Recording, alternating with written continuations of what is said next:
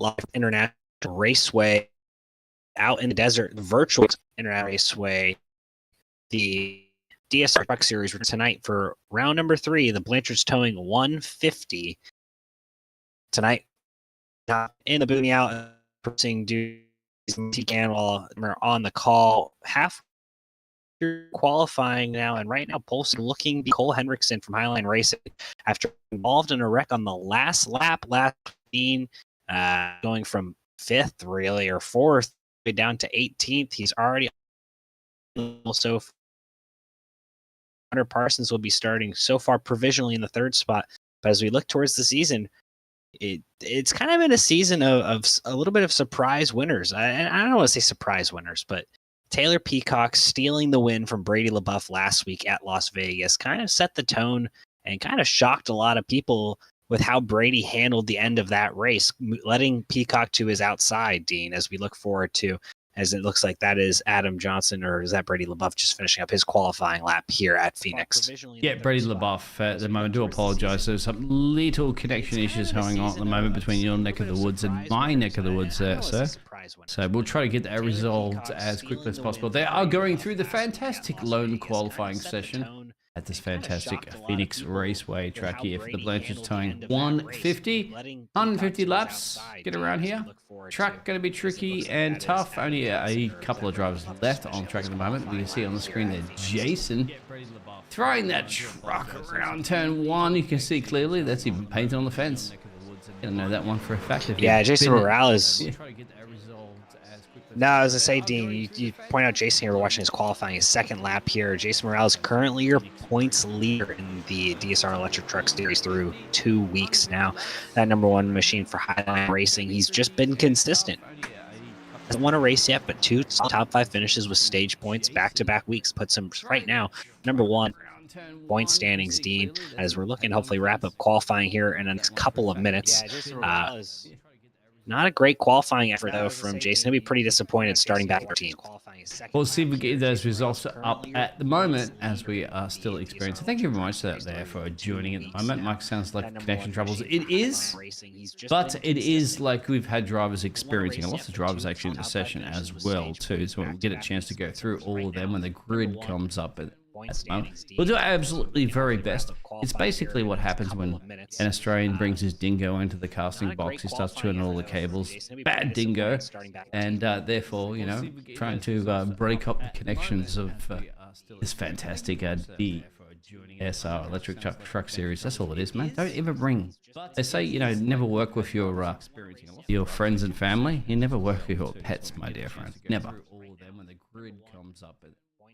Yeah, we do apologize for connection issues. Unfortunately, kind of a makeshift commentary crew tonight, Dean, as unfortunately stepping into the role. We do some shifts in the NASCAR 360 Racing Network, but I am unfortunately not home as I am away from the home on work.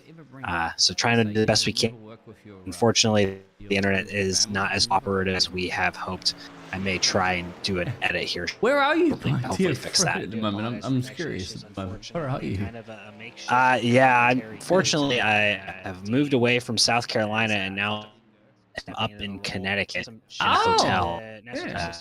But I am unfortunately not. It is very. But I'm gonna see if I can potentially get my internet onto a hotspot. So trying to see if that yes, hotel and get better broadcasting here shortly. Yeah, it doesn't help if I'm up. I'm broadcasting upside down. Ha ha ha! You cheeky! I got you out there. I know that. Hey, we drive on the opposite side of the road at the moment. So does that mean we'd actually be doing counterclockwise rather than clockwise if I was Australian here racing at this track? Interesting. Good questions out there at the moment, but we still have a few drivers putting in a few little last laps there. My dear friend, Adam Johnson. At the moment, top of the timesheets. Well, yeah, we'll get that through in a second. Looks like Cole might have it, sir. Might have it. And again, it's up to a few drivers to see if they can do anything about it. Yeah, it looks like he's going to probably hold on to it. Yeah, he looks like he'll probably hold on. Hopefully, is everything coming through a little bit better there, Dean? I don't know if it is at all. It is or actually, not. yes. Did hotspot another internet? Yeah, so we switched over to the hotspot now officially. Yes, we have. So working through the problems is exactly hopefully what we do. it cooperates. Absolutely. Exactly. Well, as qualifying wraps up here in the next 30 seconds, Dean. Yeah, not much left. It looks like Cole Henriksen is going to be right now your provisional pole sitters. And really, very interesting starting lineup here. We don't see Brady LaBeouf inside that top 5 for the time being. You have to go pretty far down the starting grid, Dean, before you even see that number 24 machine, who was very, very competitive last week at Las Vegas, led the most laps, was arguably one of the most dominant drivers. I mean, he's starting outside the top 10 for the time being, as qualifying session is just officially wrapped up here at Phoenix International Raceway for the Blanchards Towing 150, brought to you by DSR Electric Truck Series. We're going to bring you the starting grid right now so we can go through and give you the rundown of the whole field. Starting on the front row, that's Cole Henriksen. To his outside, that 21 machine, a Lance Miller. Row number 2, Hunter Parsons, another Highline Racing driver. To his outside, you got Stephen Thomas, the Sick with the Motorsports entry. Row number 3 is made up of Jose Castellanos, who had an absolutely fantastic race last week. Dean gets the hard luck award after finishing outside the money after leading laps at times, running in the top 3 all week long. His outside will be Brian Shu. That is your Daytona winner. Row number 4 is Joey Doucette, very dominant driver in multiple different series here, can get wins week in, week out, and to his outside, Adam Lighty. Row number 5 makes up another Highline Racing driver of Kerry Tribune in the 7, and to his outside, Jacob Reeves in the 57. Last week, Dean gets the hard luck award after finishing outside the money after. Keep going, my dear friend. Jacob. Moving on back through the next few rows, yeah. No worries. Moving on through row number 6. All right, now row number 7, Nathan Maurer is going to have Justin White to his outside. Row number 8 is going to have Jason Morales with Kevin Battering. Row number 9, Fred Lester and Jeff Johnson, that 33 machine. And row number 10, last week's winner, starting all the way back in 19th. That's Taylor Peacock to his outside, Steve Barnett. Row number 11, Robbie Richards. To his outside, Jose Luis Rivera. Chris Blanchard will make up row number 12 with Timothy Hammond to his outside. As we move further down the starting grid, moving all the way back to row number 13, that's Jason Bridges with Adam Newbert, your Season 1 champion of the DSR Electric Truck Series. And moving back all the way to row number 14, that's Dana Shepard and Chris Kynes. Dana Shepard in that number 44 machine on the inside lane. Back to row number 15, it's Dan Hagan and Jared Crowell. Row number 16, Adam Johnson and Joey Stiers. Row 17 makes up the Canadian Chris Cinnamon with the boss man, Brady LaBeouf, starting all the way back in the 34th position. Blake Lothian and Travis Twitty round out row number 18 as we're getting towards the back of the grid here now. Dean, row number 19 should pop up here shortly on the screen. My apologies, Dean. Row number 19 is going to have Brandon Bullock with Akami Proctor. Row number 20, Brian Abbott and Ron Hunter. Row 21 will finish up Raul Meza, James Haney. And row number 22 will have Logan Quinn. TJ Moore is your race control, showed there in the 43rd. He's actually not running. He will be controlling the race from the booth, from the race control suite, as we get ready to roll. 150 laps, stage number 1, 30 laps, stage 2, 75, total for 150, fuel windows 45 to 50 laps. Drivers only have 4 sets of tires to work with. That means only 3 sets waiting for them in the pit, Dean. These drivers have their handful in the hot Phoenix desert sun. Oh, it's hot, of course. And that's what you exactly want a motor race to be currently at the moment. As you can see, they're going to be following that pace truck around the 101, the 21, of course. There are a lot of drivers here. There's going to be a lot of action. We appreciate everybody for tuning in there. Jeremy says, let's go HLR. Oh, let's go DSR. HLR, Highline Racing there. Rows 1 and 2 to the inside. That's your teammate pair of Cole Henderson and Hunter Parsons will be working together as we're going to get the 1 to go this time. The lights are out on the virtual iRacing pace truck. 43 trucks at a track that's super tight, super slick, super difficult to drive, Dean. These drivers are going to have their hands full, and I'm really worried about how these drivers handle going through 1 and 2 for the first couple of laps, especially coming off of 2. As you have the pit road wall on the inside, you'll see the iRacing pace truck go down. You can get the viewers a good look at it right here. It's very narrow there. If a driver goes around near the front of the field, there's going to be a lot of trucks involved, especially early on, Dean. Cole Hendrickson is the control truck here for the Chris Blanchard's Towing 150 DSR Electric Truck Series round number 3 at Phoenix International Raceway. That 101 machine leading the field of green, waiting for the Geico restart zone to get on the gas, waiting for that green flag.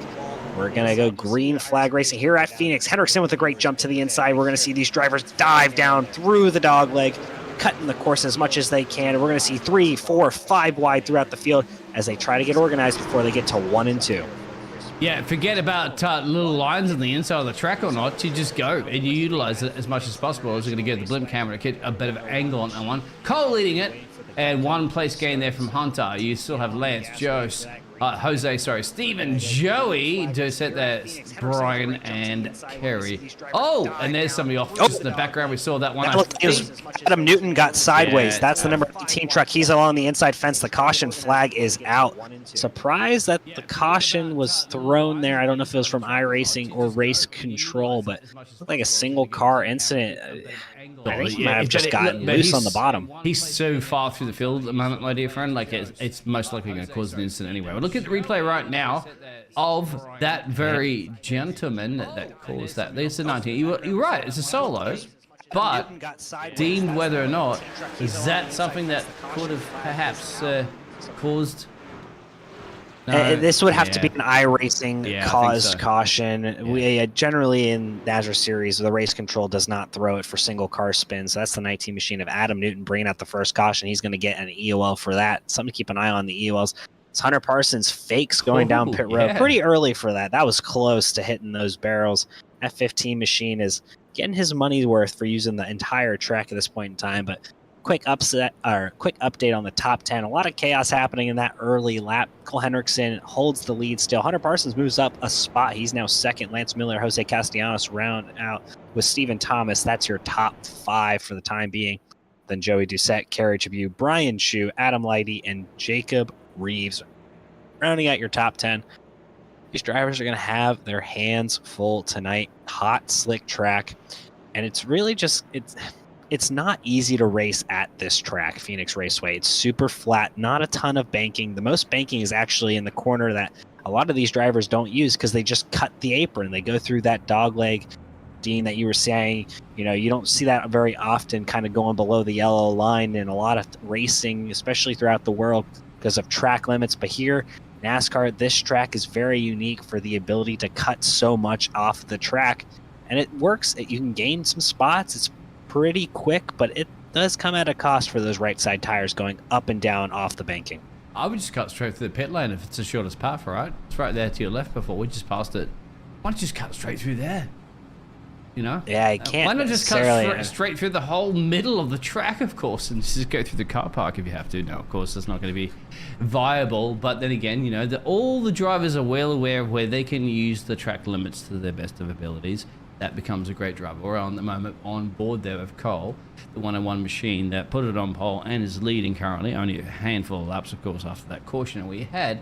But, you know, as a driver, so I mean, look at this. It's you know, it's like an Uber driver, isn't it? Taking to the airport to get to and from a race at the moment. Just taking it easy. But the pressure, as you know, what is the indication? He's going to get a spotter in his ear or something like, go, hey, green, green, green, go, go, go. It's all about hitting it. And of course, after that, everybody else behind him has to also react as quickly as possible to that race call.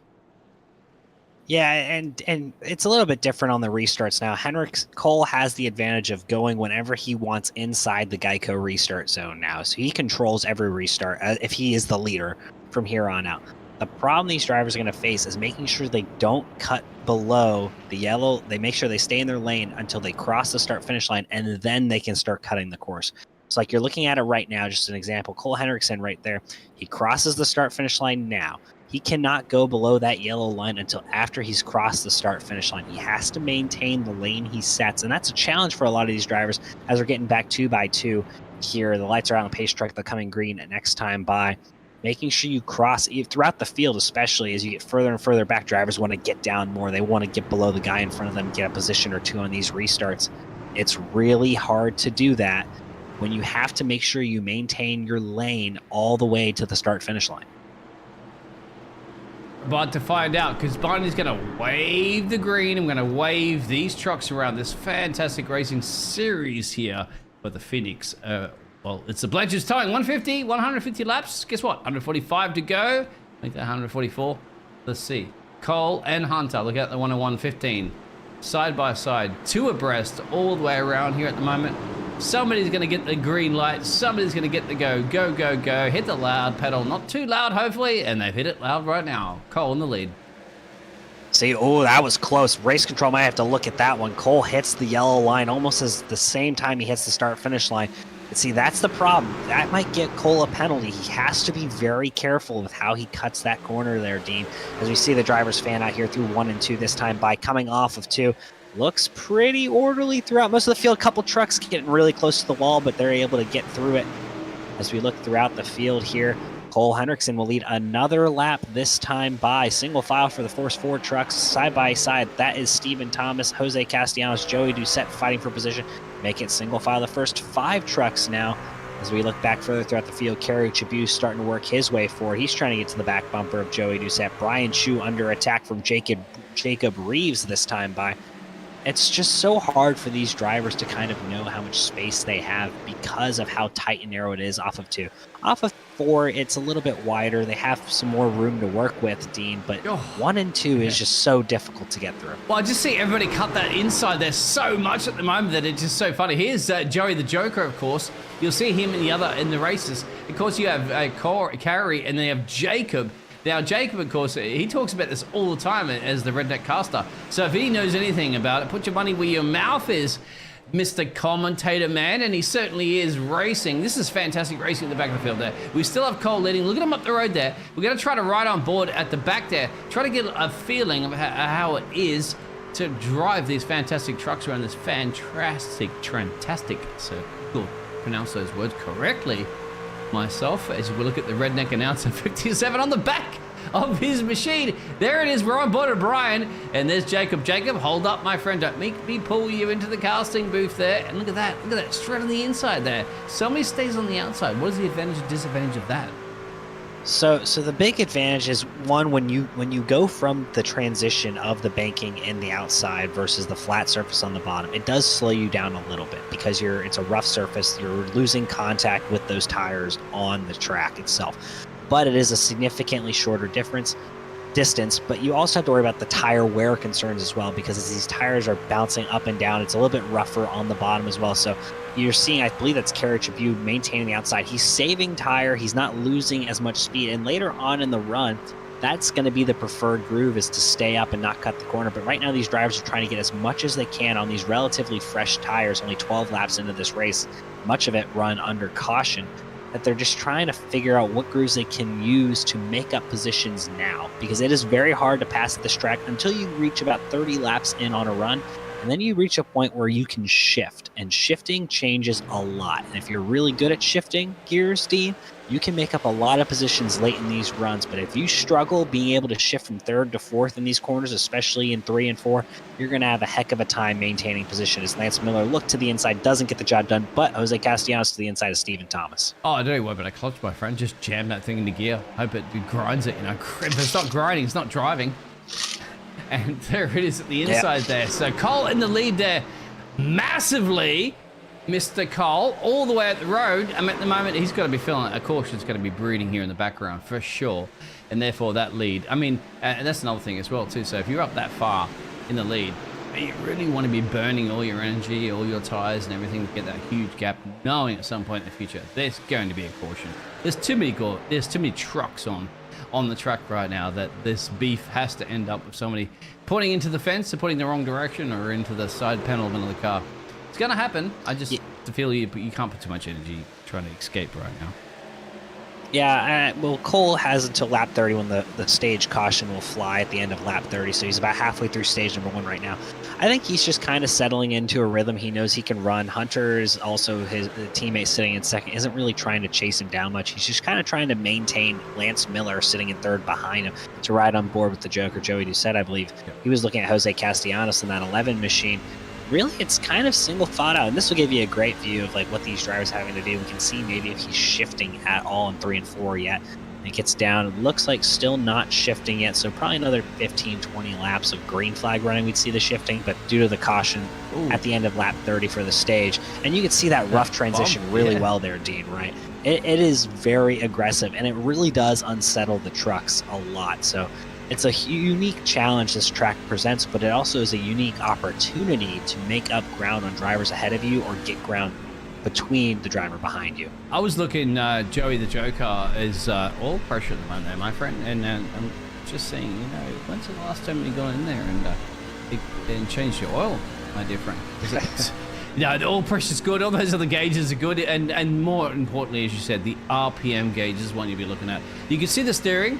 It's a big indication, obviously, in the middle of the steering wheel where the car is pointing. But the revs are a key, right? Because you can see how it drops it down a little bit. That's a lift and coast on the loud pedal. They're not going to hit the stop pedal. That's one thing they're not going to do. No, they're braking in 3. Oh, are they braking? So it's double foot braking? Yeah. Is it just a little slow coast on the brake? Okay. Yeah, so 1 and 2 will have a drag of the brake, but 3 and 4 is a pretty heavy amount of braking because of how sharp of an angle it is, despite the banking. So these trucks are getting up to 150 miles an hour plus entering turns 3 and 4, and they have to get slowed down to really about 110 miles an hour. And then we see kilometers an hour here. You're going to see a pretty big drop baby. here. Come on. Here we go. Yeah, I forgot gear. we have an Australian producer, but he's staying the 4th gear. But you see, there's already he goes from 250 kilometers an hour down to 180 just in 1 and 2, and you're going to see a pretty big drop here in 3 and 4, especially when he's getting on the brake. Right? 245. Not right now. He's not. He's still staying in 4th. But he will lift up to 5th at some point, you think? No, there's only 4 gears in these trucks, so you won't see a 5th here at all. But you may see a 3rd gear eventually. The next gen car in NASCAR does have a 5th gear for all the viewers watching, but these trucks maintain the 4-speed very effectively.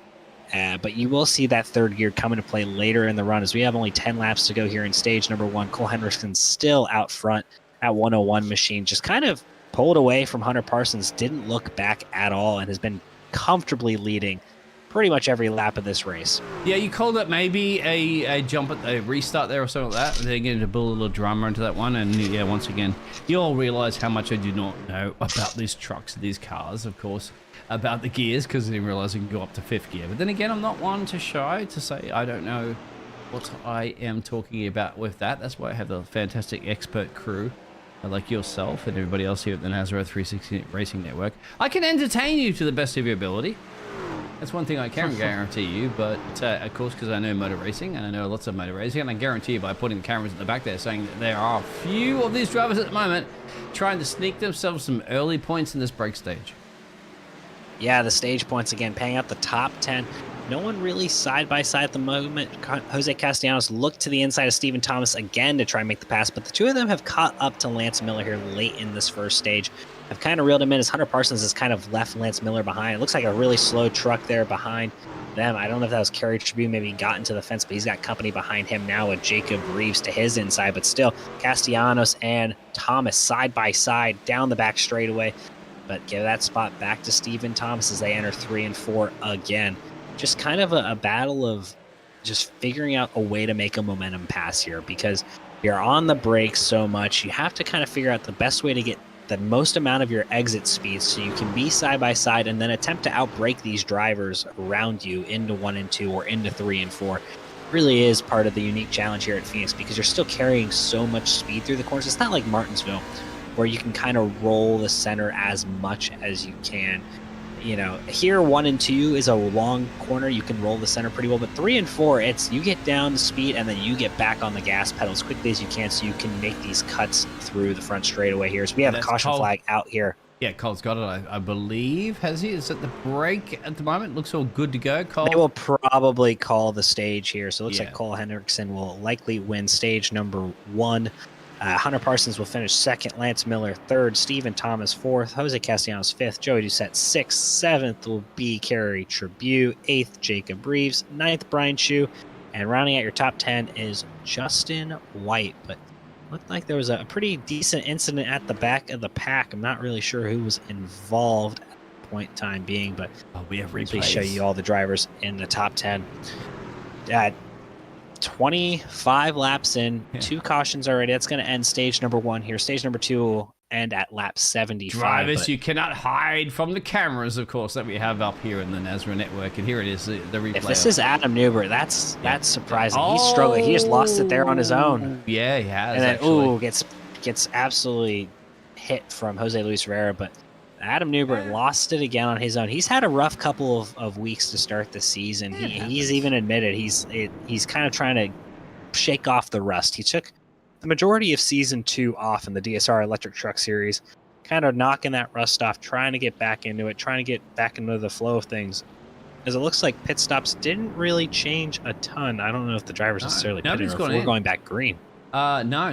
We're going back green. It looks like the stage was not called. We may have like a 1-lap dash here for the end of the stage. If no one pitted, that gives me an inkling of a hint that we are going back green for a 1 or 2 lap dash here to determine stage number 1. If you're Hunter right now in P2, you have a shot here because Cole's been leading for so long, for so fast, so far up the road. And now Cole, of course, has to do it all over again. And at that point, you were practically signed, sealed, delivered. He was going to get that stage point. But if it's not being called for it, now he has to defend off Hunter in the 15 machine behind him. And the 21 of Lance. Don't count Mr. Lance Miller out. So, let's see. All about race control. Get the pedal to the metal, my dear friend, and then get on with it. The pacer truck is still flashing the colors on the colors, of course. The lights are indicating they're going to go around again. I wonder if they're giving anybody a wave by, because there are a few drivers in pit road. Lights are still on, so it looks like it might be a 1-lap dash here. Lights will go off this time, if I had to guess, coming back around this time. So looks to be about a 1-lap dash here. I don't think so. It's going to be hard. Really, the best chance would actually not come from Hunter. It would probably come from the driver in third, hoping he gets a jump with Cole and having a chance to the inside. I don't think Hunter can do anything from the outside, especially on worn tires. It's up to you, Lance. It would have to probably come from Lance. Yeah, come on, Lance. All right. So, Lance, a lot of Miller time in the 21 machine. There you go, Lance. You're going to murder me for that one later on. But let's see if you can get anything done at the moment there on Hunter on your very right-hand side. You can see Cole up the road there. Cole, anytime you want, you can overtake the pace car truck there and get green flag for perhaps the first stage of our Actually, I don't understand this because we'll be starting, unless my timing and scoring is somebody's off. saying lap 55 at stage 1. Thank you out there. 55? 35, sorry. 35. Maybe I miswrote down. That might have been right. As I say, something seems very off here. If it was, yeah, it is 35. That's why my notes I'd written down was wrong. 35 makes more sense. I was like, that makes no sense why they wouldn't have pitted. Well, that's 35 to end the stage. Yep, it'll be 5-lap dash to end stage number 1 here. These drivers are on worn tires. They've been struggling a little bit, slipping and sliding. We just saw Adam Newbert loop it around in the back of the field. Next truck's in. Let's go. It's a unique challenge right now here, Dean, as these drivers go back to green with 5 to go. Cole in to stage lose this number 1. run now. He's been leading for such a commanding lead, and now they're all bunched up. You can see all those trucks down on the main straightaway into turn 1. Let's go racing. Yeah, Cole Henriksen leading the field back to the Geico restart zone. 5 laps to go here in stage number 1. Cole Henriksen all over the gas pedal, goes late in the restart zone. Got to make sure he stays up. This time he's very much clear of that yellow line. He'll take the lead, but Hunter Parsons able to get down behind him. He's going to go to the bottom side here in 3 and 4. If the 15 can get there, he might have a chance at this in these last 5 laps of stage number 1. He's to the inside, 3, 4 wide back throughout the field as they run down the back straightaway here. Stephen Thomas looking to the outside of Hunter Parsons now for second. Hunter could not get up in time. Going into 3 and 4, Stevens there. Dive bomb by Lance Miller over across the nose of Joey Doucette. He's going to hold on to 4th for now. Couple laps to go, just a few laps to go. Seize the opportunity if you can seize the opportunity. Cole has this one covered, hopefully. But the battle resumes there. Hunter, Steven, Lance, Joey. In the inside there, Joey Maybell sticking away. Don't forget Jacobs in the background at the moment there. They want to get these crucial points in the stage. And as we are throwing it down to, what, 2 or so laps to go. I'm not quite sure. I think Cole's got it once 3 again. laps this time. There you here. go. 3 laps Stevie this time. on the outside. I'm quite sure you can get it there, my friend. The inside there of the Hunter of the 15 machine. Come on, gentlemen. Bring it across the line. I think Hunter had his chance early and has lost it now. I think Cole's now in his rhythm. He's going to just kind of control the rest of this stage as we are coming to 2 laps to go in the first stage. Oh, he's into the wall. That's trouble. Jose Castellanos spins him around. Big contact between multiple other drivers. That's Adam Lighty, I believe, in that 35. More contact. And this is what I was saying. This is what I was saying. We were going to get chaos if there was a wreck in that part of the track, Dean. And multiple drivers involved, significant damage for several. Just absolutely not the way you wanted to see the end of the stage. Is it going to be the end of the stage? Will this be counted at the moment? This will be the end. Oh, of the yeah, stage. they're going to pit road at the moment. There it is. So, yeah, it is unfortunate, but if car gap, if gamble, lay your cards down on the table, and they absolutely did that one. Go back and see what happened on that replay system, courtesy of our fantastic network here at the Nazra, and well, oof, would you say so? Yep. Just tangling. Yeah, it was up the road actually. There. Yeah, it's already happened. That's Adam Lighty's 35. You see Nate Mauer's 971 get spun around. Bunch of other drivers involved. Just not a lot of space. Yeah, you see the 81 gets into the back of the 971. There's more drivers stacking up. The 35 gets absolutely hit in the rear there. I don't know who hit him. I didn't even know. Yeah, I'm trying a to lot look of trucks, at a lot exactly of damage. where it happened. It was 57. I'm not quite sure that was. He was. I think he got sent around earlier, but I'm not sure by who. 57 would make me think about Jacob. Jacob, you've It been is a naughty Jacob boy. who got sent into the wall. Yeah, he got sent to the wall, but I think it was contact between him and the 11 of Jose Castellanos that ended up putting. But yeah, that's the 11 there. They're already making contact. They're already in the wall at this point. And then Adam Lighty just locked up and just absolutely nailed Jacob Reeves there as Castellanos was able to get away relatively scot-free. I mean, he'll probably have some left side damage, but pretty clear as we're back here. Shake up at the front of the field after pit stops. Chris Cinnamon's going to be your new leader, the man from Canada. Jose Luis Rivera is going to start second. Tim Hammond third. Akami Proctor fourth. Adam Newbert, after his earlier spin around, he's going to restart here, fifth here. Then you have Cole Henriksen, your stage 1 winner, all the way back in the 6th position. Hunter Parsons, Stephen Thomas, Lance Miller, and Joey Doucette rounding out your top 10. But they're going to have trucks with a little bit older tires restarting here in front of them, Dean. They're going to have their hands full. Did Cole box? Because I'm showing him not as... they all boxed, actually. Sorry, my apologies. They had to have. But Adam's showing me he's twice boxed.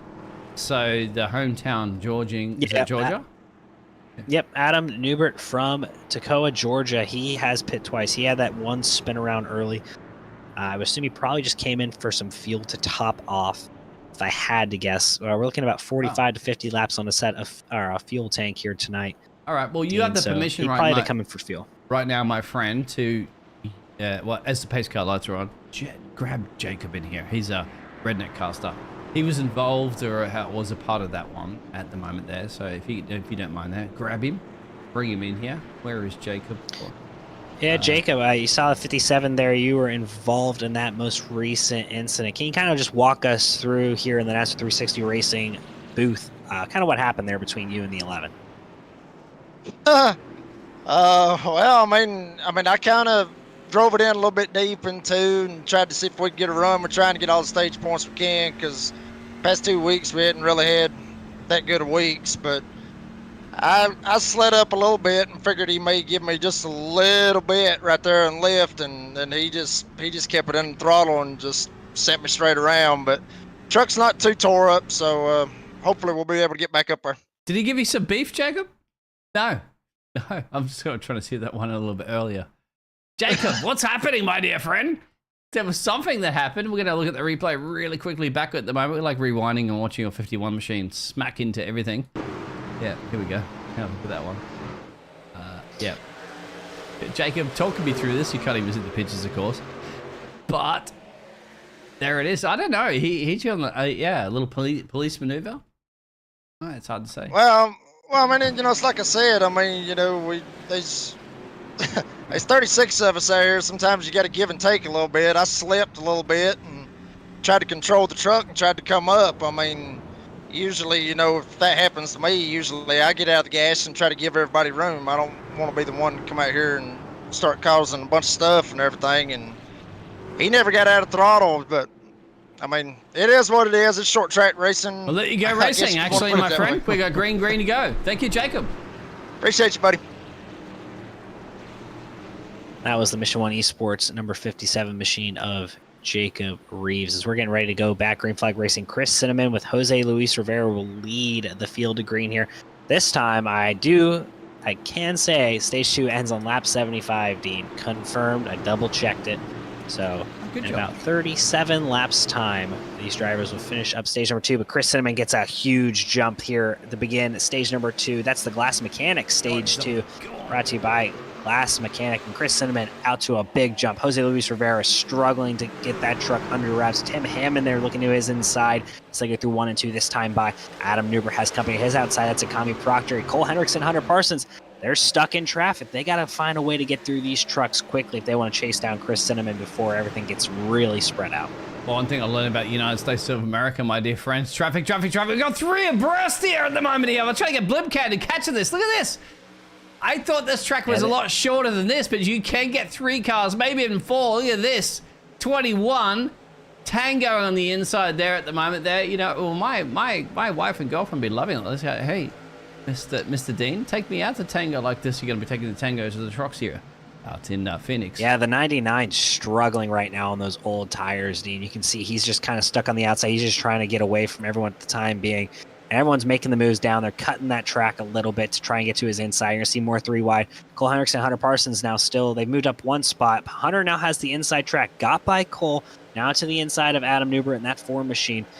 This might be a little bit of a pivotal moment later on in this race, seeing how effectively the field gets through. As Lance Miller's going to dive bomb and get below Cole Hendrickson there. He's going to try and maybe keep Cole trapped up on that outside and trying to control the race here. If Cole can't get through this traffic as well as these other drivers can, that's going to have a significant impact on his ability to pit and maintain track position later on as Lance Miller gets really close to that 101 machine there. 2, 3, 4. Cole's loose here on the 4, coming off of 2. Yeah, you got nowhere to go in the middle there at the moment there. Of course, we're talking about Cole. We have a yellow caution. Maybe in the background something's happened. Not here where we're looking at our pictures. So there it is, our second official caution of the evening. Don't think anybody would be jumping at pit road right now as they just went in there. And of course, well, we get our lovely action replay. Courtesy. Yeah, that's the 4th caution of the night so far. And it looks to be another relatively small incident in the back, but we almost had a really big incident up front as Cole Hendrickson got super loose off of 2 that time, off the nose of Lance Miller's 21. I don't think Lance necessarily gave him the bumper, but he just got super loose. But now we're looking at the 64 of Jared Crow, just kind of looping it around here in 1 and 2. Does he come up and collect anyone? I didn't think so. But that truck's going to hit the fence hard. That's multiple trucks into the outside fence. He doesn't hit anyone, but unfortunately, that's going to be 3 other drivers with some decent damage to the right sides of their machines here tonight in the Blanchard's Towing 150 in stage number 2, brought to you by the Glass Mechanic. Again, a huge shout out to the Morales family for all they do here for Nazareth, especially in the DSR Electric Series, sponsoring the family-owned business out in the Phoenix, Arizona area. For all of your glass and shower door needs, call the Glass Mechanic. Again, huge shout out to them. A big sponsor, a big help, especially for me in my season 2 adventure with Highline Racing as a driver. Just an amazing family, amazing business, and can't give them enough praise. So if you're in the Phoenix area and you need something repaired or you need something put together, call the Morales family at the Glass Mechanic and they'll get you taken care of. As we look now at our leader, Chris Cinnamon, in that number 3 machine from Canada. You know, Chris Cinnamon, he's had really kind of an up and down season and a lot of different series, not just the DSR Electric Truck Series. You know, he gets not eliminated in the round of 14 in the Concerns of Police Survivors Truck Series on Friday night due to not being able to attend the Dover race. Then, you know, he doesn't run well. He gets involved in an accident early on in Vegas, but then somehow sneaks away with a 3rd place finish after some chaos behind him after Joey Doucette and Cole Hendrickson get tangled on the last lap. He's able to go from 5th to 3rd in the final little bit of track on that final lap there. He's just kind of finding himself in positions that he needs to be in at the end of some of these races. Can he carry that over a whole season, though, is still yet to be seen, especially in the playoffs. He's unfortunately come across some bad luck of his own making, and some of it not of his own making. Meanwhile, you look at the second place driver. That's Jose Luis Rivera, has a championship 6 appearance in the Concerns of Police Survivors Truck Series in the past on Friday nights, but didn't have the season he wanted that Friday night. He's trying to kind of get a new positive momentum going here in the DSR Electric Truck Series. But another driver who he had a decent-ish run at Vegas and then gets involved in an accident. And then look at Tim Hammond, the 69 machine. Fortunately, he's been involved in numerous accidents. He has a ton of speed, but just hasn't had the luck he needs. And it kind of, we always enjoy the banner between him and Steve Barnett from Highline Racing.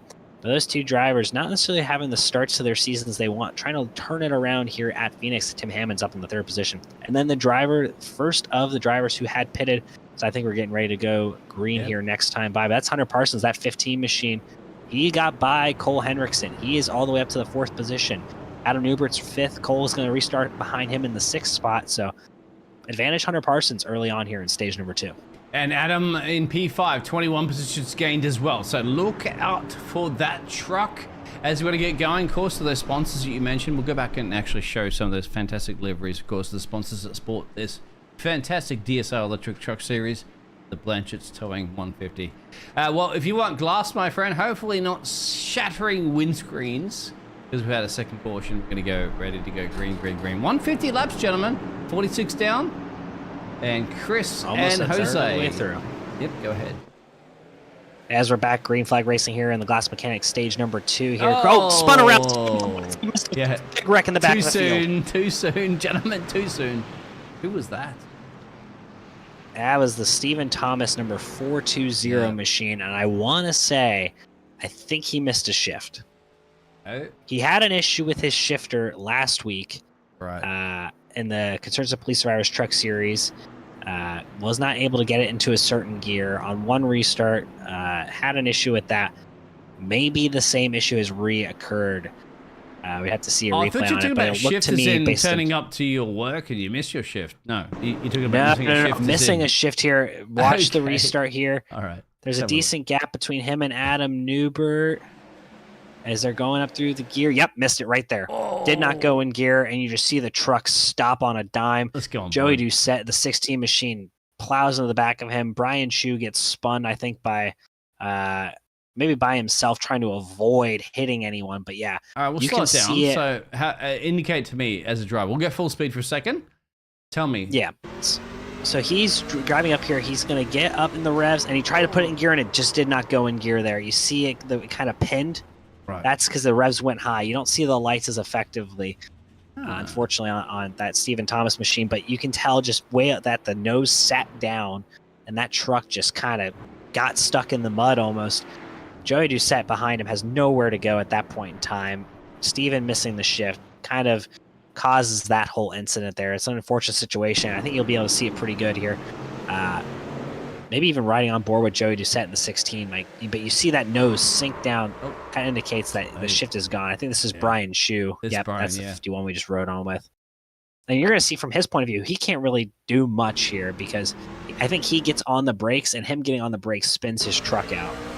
You see right here, Steven missed the shift. Joey plows him, and he's just on the brakes. He's turning to the left, though, when he makes the initial stab. By the time he's turning to the right, try and correct it, his truck's already around. He can't really do much about it. So that's an unfortunate. Hopefully Steven doesn't miss a shift. Is the general consensus. No. You can do something about it. Just be in this man's position right now at the front. You don't have to worry about crashing into anybody. Position. Right? It's not that hard. It's not rocket science, is it?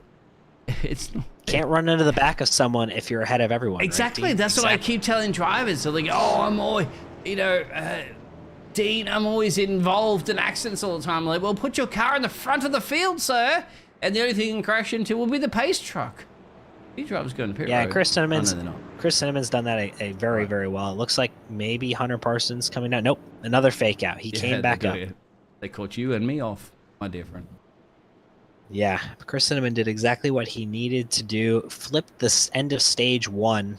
Didn't get any stage 1 points, but now he's leading up front. We've had pretty consistent yellows so far to start stage 2. There'll be less than 25 laps to go in the stage by the time we go green. Hunter Parsons still stuck back in 3rd. Chris Cinnamon gets another couple more quick yellows. He might come away from come away with stage 2, the Glass Mechanic stage 2, with maybe a stage win, but at least a very strong amount of points at this point. And tires are pretty well balanced. To let everybody know, they all boxed on lap 27. Pretty much most of the drivers, all 34. So if they did take those tires or gasolina, they are in that situation. So there it is. But the 2 drivers in the front at the moment, boxed on lap 27. The driver of Adam in P5 essentially is on 27. Hunter's the one that with the biggest, little tire advantage at the moment. It's going to go green, green, green. Let's go racing course. The Canadian driver, the sole Canadian driver on the whole grid, I believe, is in the lead at the moment. Let's go, Chris. Yep, the man from up north. I would consider him a good friend of mine. We've had our bromance in the past, as Brady LaBeouf would call it. Although he's fallen out of favor with some of his performances recently, so maybe he can get back in good graces tonight with a strong finish here. As we're getting ready to go green here again in stage number 2, it looks like maybe we've had a disappearance there. Nope, Tim Hammond's back, but everyone field stacks back up again. Kind of a late restart there by Chris Cinnamon. The whole field kind of got jumbled up there.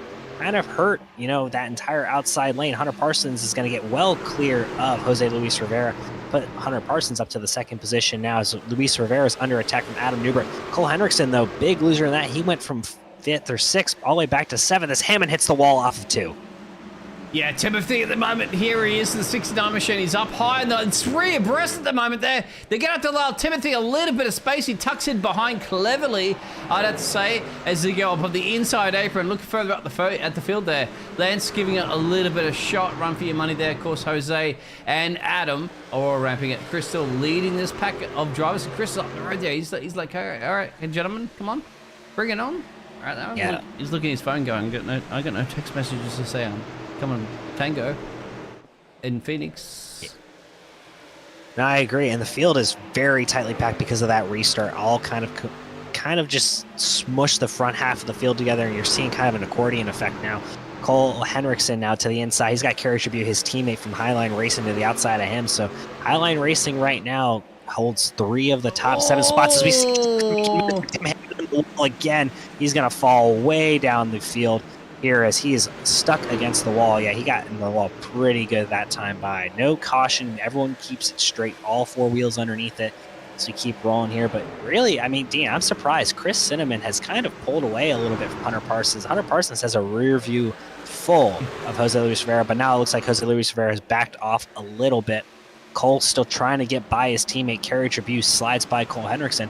Those 2 drivers are on similar tire strategies. So Cole has not had the start to stage 2 that he was hoping. He's kind of struggling now that he's back in traffic instead of leading this race. And Cole's doing a fantastic job considering he boxed on lap 27. Everybody else boxed behind him on 34. It's 27 versus the 34 boxing battle for tires. I'd spoken this about Jacob, of course, that we heard before in the room there under the caution about how tires make a big difference. And now I know I'm not that familiar to oval racing, but I am familiar to one thing, the 4 points of contact that keeps any car, regardless if it's just GT3, Formula 1, or a truck, onto the track. It's tires, ladies and gentlemen. It's tires, and they do make a bit of a difference. As you can see currently at the moment, drivers are going to take gambles on areas to explore the track that perhaps, even the famous, scientists in the past there would not explore, but we'll find out right here on Phoenix Speedway. There you go. Oh, yeah, there it is, connection. Bang in the fence. Almost lost it, and that's a very loose truck on old tires. You'll see Kerry Tribute and Cole Henriksen get by both of those drivers, Luis Rivera and Lance Miller still there. Green. Yeah, we're still green. A great save there by Jose, just keeping the truck underneath them there. Got really loose off of 4 that time. But, now we're seeing the new tires really make a difference. Maybe not for your leader, Chris Cinnamon, but for everyone else behind him. I mean, Hunter Parsons 2nd, Kerry Tribute 4th, Cole Henriksen 5th, Taylor Peacock 7th. Those drivers all pitted on lap 34 on a different strategy than Chris Cinnamon, Lance Miller, and Adam Newbert. And a battle up the road here for potentially P3 or P4 on this group stage. At the moment, you've got Lance leading this pack behind him. Chris is way up the road. He doesn't worry about anything at the moment. The Canadian drivers are going, come on, catch up. Catch up, please. Politely, of course. Hunter is closing that gap, though, yeah. Dean. He is starting to bridge that gap. He's a couple of truck lengths away. You see the front 2 way out ahead of the 3rd place position. And really kind of just a single file train as Carriage is going to run the high line here through 1 and 2, trying to see if he can get a better exit than Cole Henriksen. Oh. Henriksen's sliding. You saw that truck almost clip the wall with its rear there, but he is struggling for rear grip right now. That'll add him a little bit of a sneaky peeky up in the 81 machine on the inside there. You make a mistake, 3 abreast behind there. And there it is, sneaky peeky for a lot of the other drivers at the moment there. This is a crucial battle further back in the field there. We're not talking about too far back. We're talking about milliseconds of time. Crystal leading, Hunter in P2. Lance, as you said, there is a little tap, a little door banging. Richards and Morales. Yeah, exactly as Jacob was saying, they got some beef, they got some door banging. Why not go door banging, gentlemen, as long as you don't bang it into the fence or bang it into anywhere else, and there is somebody banging into there. It is. Jason. Jason goes around there. That's going to be a caution here. Yeah, I called it. We knew that wasn't going to last forever. God. Sorry, gentlemen out there. I didn't mean to go that far into the door banging. I said just a little tap, a little paint scraping. Yeah. You know, a love tap, perhaps. It's Christmas, gentlemen. You know, some coal in your stocking, not some rear mirrors. But anyway, that will call a caution, and thus will cause a incident, so a replay that we're going to look at right now from what happened. Practically, what we did catch live. It really was great. We saw it, most of it live, and it really started with, door banging on the back straightaway. But as we come here, it's Robbie Richards in that 48 machine to the outside. It's Jason Morales on his inside. You got Joey Stiers watching this as well as Jacob Reeves right to his inside. And that's hard to tell because the corner hasn't started yet. And Robbie is coming down, and Jason's kind of just following the lane. It's hard to tell there. Because if you look at it, there is a significant part right there where it is straight. The yellow line does straighten out, and that's how the natural progression of the track is. Maybe Robbie thought Jason was going to cut the corner, and Jason didn't. And that kind of, surprised him. But unfortunately, Jason's going to pay the price. But this is a pretty big battle. Oh. Yeah, Jason's just kind of sitting there, and Robbie clearly, I think, comes down into him at that point.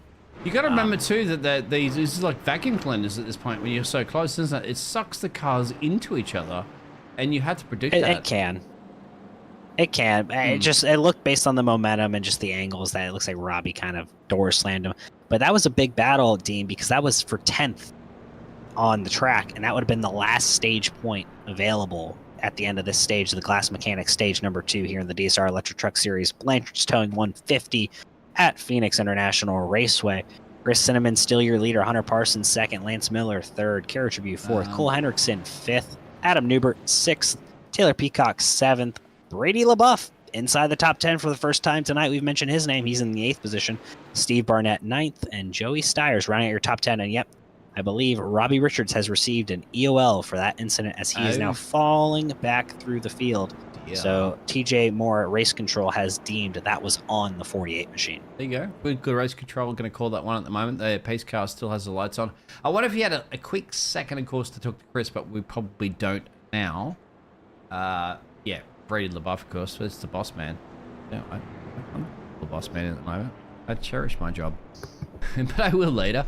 Brady, you are not immune to the commentator's curse when it will be thrown down in the almighty powerful commentating booth here at the Nazareth 360. But for now, we'll save you that. We get your there you go, Brody. I'll put the camera on here for a second because you got 26 positions gained there, Brady. He started all the way back in the 24 machine, position. my friend. You gained 2 more points. He has struggled. Yes. There you go. He has struggled tonight, but that 24 machine's up inside the top 10 for the first time tonight. Rocking a little bit of a different paint scheme than we've seen from him in the past. Generally, we see his traditional white and purple and yellow, or purple and gold, correction, for his LSU Tigers, being that he is a big LSU fan, football fan. What is that? I never heard of it. Yeah. That is a college, Dean, in the United States. SEC football. Right. American football reigns supreme, especially in the American South. I had no problems with it. I just never heard of it before. That's all. Just for other people out there from other necks of the woods that don't understand. Just to elaborate. Of course, yes. Oh, yeah, of course. Yeah, not an NFL team, a college football program.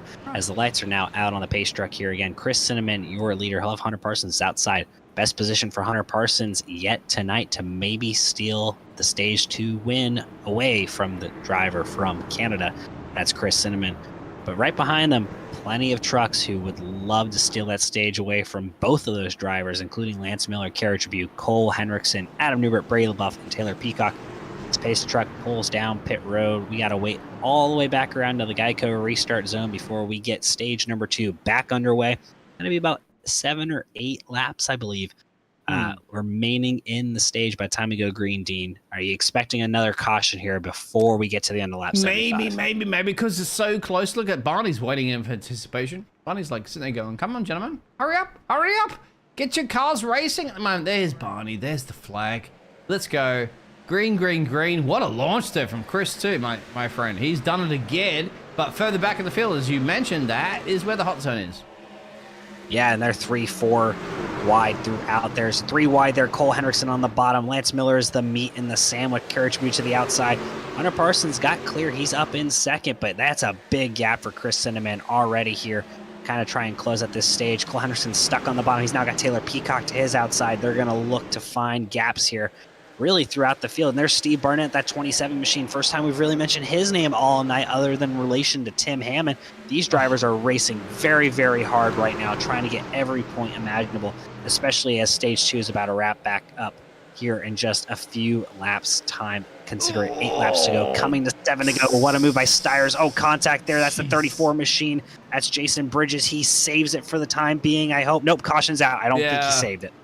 No, yeah, you're right. You called it. Actually, there was a little bit of beef at the back there at the moment, there, and it had to happen. Somebody's asking Bill Martin how much time is left. Well, there was only a handful of laps left, my friend. And just like that, caution. But then again, I thought that was actually pretty fantastic from the drivers, because considering how many we had on the grid, at some point, said it was going to happen. It was a little bit further back. Was that Jason to be involved in that one? Let's find Jason Bridges, the 34 machine you see there, my old number. He's going to contact between him and that truck to his outside. Might have been Jose Luis Rivera. He gets loose, almost saved it, and then didn't. Hits Justin White, and around Jason goes. Kind of on his own up there into the fence. Unfortunately, could not keep the truck underneath him, but that's going to bring out, I believe, our 6th caution of the evening so far, Dean. He was printing. I saw that printing on the side of that car there as well, too. So, Jason, probably not the printing you want, but it's actually more than anything. I'm more curious to go on board and see how it is to handle that truck in this situation. Right, so here it is. The hometown Houston driver there of Jason on board. Yeah, contact there. Yeah.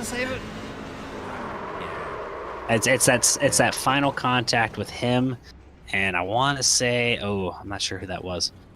Yeah, I want to say that was him, and Justin White was the last bit of contact. So, unfortunate way for his night to end, or not to end, but to ending. Go the way it is. No, he's still rolling that 34 machine. Not a lot of damage, but a little bit of damage to that right rear quarter panel. So. These drivers having their hands full here as we're going to get, I believe, 2 laps to go in the stage. I think by the time we go green, looks like that was not the end of the stage. So we got some more racing here to finish off the Glass Mechanics stage number 2 at the time. This is a lot of traffic at the road at the moment. In my telemetry, it's showing Steve Barnett in the lead, but I think it'll sort itself out at the moment. Yeah, he's having some internet issues. It keeps like flashing him in and out. It is still Chris Cinnamon for the time. Exactly. So ignore the timing table. It will sort itself out. Trust me, in the background, in the commentators and broadcasting caravan that we have at the back there. Yes, that's right, caravan. They don't allow us up into the fancy boxes upstairs. We have a... Yeah, that's right, Brady and all the other fantastic people at Nazareth Network. Stop putting us in the car park. Let's have air conditioning. But it is what it is. So you'll still have Chris there, Hunter, and Kerry, Lance, Cole. Yeah, you gotta give it to Cole, right? I mean, he was leading for a lot of that, and he boxed earlier. So keep an eye out on Cole. Taylor Peacock doing a good job there. Adam, and yes, the boss man, you, Mr. Brady, lovely Brady. He is in P9, looking good for stage points, and P9, obviously, as you know, sir, racing to the line in the dying stages of a stage break can get you a couple of grabs of points to get it right. Oh, yeah. Up 2 points available for finishing in that 9th position here. Steve Burnett undergoing some still internet issues, not your race leader. Chris Cinnamon back up front. We're looking to see if the lights are out yet on the pace truck. They are, so we'll go back green flag racing. How does that affect him? How does that affect Chris then if he has to deal, or everybody else has to deal with Steve on the track? our race control, TJ Moore, will manage that and keep it under control. Everyone else is kind of reset, and Steve will just get cycled back eventually. Yeah, it's going to get out of the way because everybody's battling. That's the only thing I'm a little bit curious about. Let's go, Bart. Oh, yeah, he's all the way back at the field now, but it's going to be a fun battle here. 2 laps remaining in the Glass Mechanic stage number 2 in the Blanchard's towing. 150 for the DSR Electric Truck Series. A lot of stage points here on the line. Chris Cinnamon's just got to hold on for 2 more laps to see if flipping this stage was worth it. Can he pull it off here? Waiting for the Geico restart zone. Hunter Parsons looking to steal a stage away from Chris Cinnamon. Cinnamon is on the gas late. Green flag back. Oh, nope. Caution flag still out. They delayed it a lap. I think they're calling it because Steve is in he's not in the lead of the race at the moment, showing us the Southern telemetry. There's Steve. He's not. To me, he's there, but in the telemetry, it's showing him in the lead. Yeah, exactly. It's causing a bit of confusion. Maybe that's what they're trying to sort out. I'm not quite sure. Let us know out there in the chat, of course, if you do know anything. Maybe listening to any of your fellow drivers. I can potentially reach out to race control, TJ Moore, see what's going on for the time being. Oh, they're going. We're going to try again here. It's going to be now a 1-lap dash to determine the winner of the Glass Mechanic stage number 2 here in the DSR Electric Truck Series. Blanchard Tones 150 at Phoenix. These drivers got their hands full here. 1 lap will decide stage number 2. Can Chris Cinnamon, the man from Canada, hold off the hard-charging Hunter Parsons and that's outside from Highline Racing? Or will it be someone from further back stealing the stage? Kerry Tribune looking for his first stage win, or Lance Miller. Green flag underway. Chris Cinnamon gets a big jump. He's going to have about at least 2 truck lengths by the time they get through the dogleg. Kerry Tribune with a great restart. He's to the inside of Hunter Parsons for second. They're going to go 3 wide, 4 wide further back in the field as they're going to race through 1 and 2 here for 1 lap here. Hunter Parsons trying to serve on the outside for the second position. Kerry Tribune, though, gets a great run down the back straightaway. Chris Cinnamon all on his lonesome out in front. Chris Cinnamon will win stage number 2 here at Phoenix in the Blanchard's towing 150 for the Glass Mechanic. Looks like Kerry Tribune is going to steal away the second position. Hunter Parsons third. Lance Miller fourth. Or did I mess up? Am I off by a lap? I might have been off by a lap because of the delayed caution. Keep it going. Yep, it is. Keep it going. Continuing through, Chris Cinnamon's going to lead the stage. It looks like Kerry Tribune will still hold second, so nothing actually has changed. But can Hunter Parsons hold on for third? Lance Miller dives to the bottom. Doesn't get it done. Hunter Parsons will finish third in stage number 2. Lance Miller fourth. Fifth will be Cole Hendrickson. Sixth, Taylor Peacock. Joey Steyer seventh. Adam Newber eighth. Brady LaBeouf ninth. And Justin White rounding out your top 10. Yeah, a very strange stage, Dean, as we're now under our 8th caution for the night. It was Tyler. And by the way, Tyler was just testing to see if you were paying attention. Of course, he knew exactly we were 1 lap earlier. Ha. Caught you all off guard sleeping out there. Hope you're not sleeping, of course. This fantastic racing league. Chris was not sleeping. I know why the laps were messed up. It's because Steve was still listed as the race leader. Now we've just cycled to lap 77 when it would be lap 76. Now, don't admit you didn't get anything wrong. We're testing the audience. Of course, yes. Yeah, it's just unfortunate that the timing and scoring did get kind of jacked up there, Dean, due to the Steve Barnett internet issues. That's why we're having some issues maintaining things. But now the driver's coming down pit road. Yeah. We'll get a chat with our stage 2 winner, Chris Cinnamon, after he makes his pit stops. I'm going to wait till he pits. I know as a driver, I've hated in the past being dragged in while pitting. Well, look at it. It's at the marker right now, right? Of course, that's the key thing. Now, we don't see, apart from him wriggling the steering wheel around the place at the moment, but we don't see the pit crew that come out there. A little lollipop person holds it there, tells you where exactly to box. And if he gets it right or wrong, because you get it wrong, that costs you a bit of time there. And it looks like Chris has got it right. He's going to come back out, of course. There's going to be a few cars go past him because they've elected not to go down pit road. However, Chris is going to come back out, and Chris hopefully can come into the booth with us for a bit of a chat. Yeah, we'll wait and get him off of pit road because I know it's going to be a little bit tight here at the end. Kerry Tribune with a really good stop. He's to his inside. Hunter Parsons, not a great stop for him. Ooh. And it looks like Cinnamon will hold on to him. We're going to drag him into the booth real quick to talk about his stage 2. There, Chris Cinnamon joining us now in the NASCAR 360 Racing Network booth. Chris, kind of a weird end to that stage there with Steve Barnett's internet issues affecting timing and scoring. Kind of confused us up in the booth. What was it like for you having to kind of deal with that, in addition to holding off the field after every single restart in that stage? It was all right there. I wasn't too worried. I knew I was leading top 4 or 5, and then we were pretty consistent there. And then it's just about getting those good restarts, which I was doing. And I think those yellows might have been helping me a little bit because I could jump out half a second right off the bat, and just wanted to hold it off and get the stage win. You got the team crew in the background there, Chris, because you could hear a bunch of commotion going on there. Yeah, I do. I got a VR headset, so I can't really reach. Oh, you'll find, sir. You'll find. Yes, exactly. 3's my favorite number, sir. 3 is obviously your favorite number. Absolutely. Grew up watching the old senior days as I was a kid, and yeah, went on to watch junior, and yeah, always been a big Earner fan. Well, that's interesting. You mentioned the reason behind why you use the number 3, Chris, because that's actually the same reason why Formula One race car driver Daniel Ricciardo drives the number 3 in Formula One, is because he was such a big Dale Senior fan, the Australian Daniel Ricciardo. He preferred Dale Senior from NASCAR, so he chose that number. But Chris, I mean, an amazing call to flip stage 1 there to get the win in stage 2. Obviously, I think the stretch of cautions does help kind of level out the playing field on the tires because you get to cool them off and they go through more heat cycles. But was that kind of your plan after seeing that you didn't have necessarily the best track position throughout stage 1? Yeah, I had a horrible start. I think I started 33rd, but I moved up 11 spots in that first run, but track position was so tough. I had to do something. So yeah, I jumped did a little strategy at the end, about 3 laps on those tires, and yeah, it worked out. So now we got to do it all over again. We're starting 11th, so we're going to climb our way through the field and try to keep this thing clean. Yeah, do you like in the... wishing you the best of luck. Yeah, doubling the numbers, my dear friend. 22 gain currently at the moment in P11. So, you ready? I want to come on, another stage. Is it yours? Do you want it? I mean, you're the only solo Canadian driver, I believe, on the whole grid there. So, you got to do it for old Canada, my dear friend. Fingers crossed. Hopefully we'll be talking to you at the end of this. All right, well, Chris, best of luck here as we're about to go back to the restart here for stage number 3. Now joining us in the booth, Blake Lothian, driver for Swim part-time, driver for the Truck Series part-time. Also done a little bit in the Cars Tour, right, Blake? Oh, yes, and now that I'm helping out TJ Moore in the booth, doing some race control tonight. Everything's under control. We just had a little bit of craziness going on there under the yellow. We had a truck take the lead accidentally by a blinking. Oh, we gotta go. We are green. Got one around. Yeah, we are green here at stage number 3.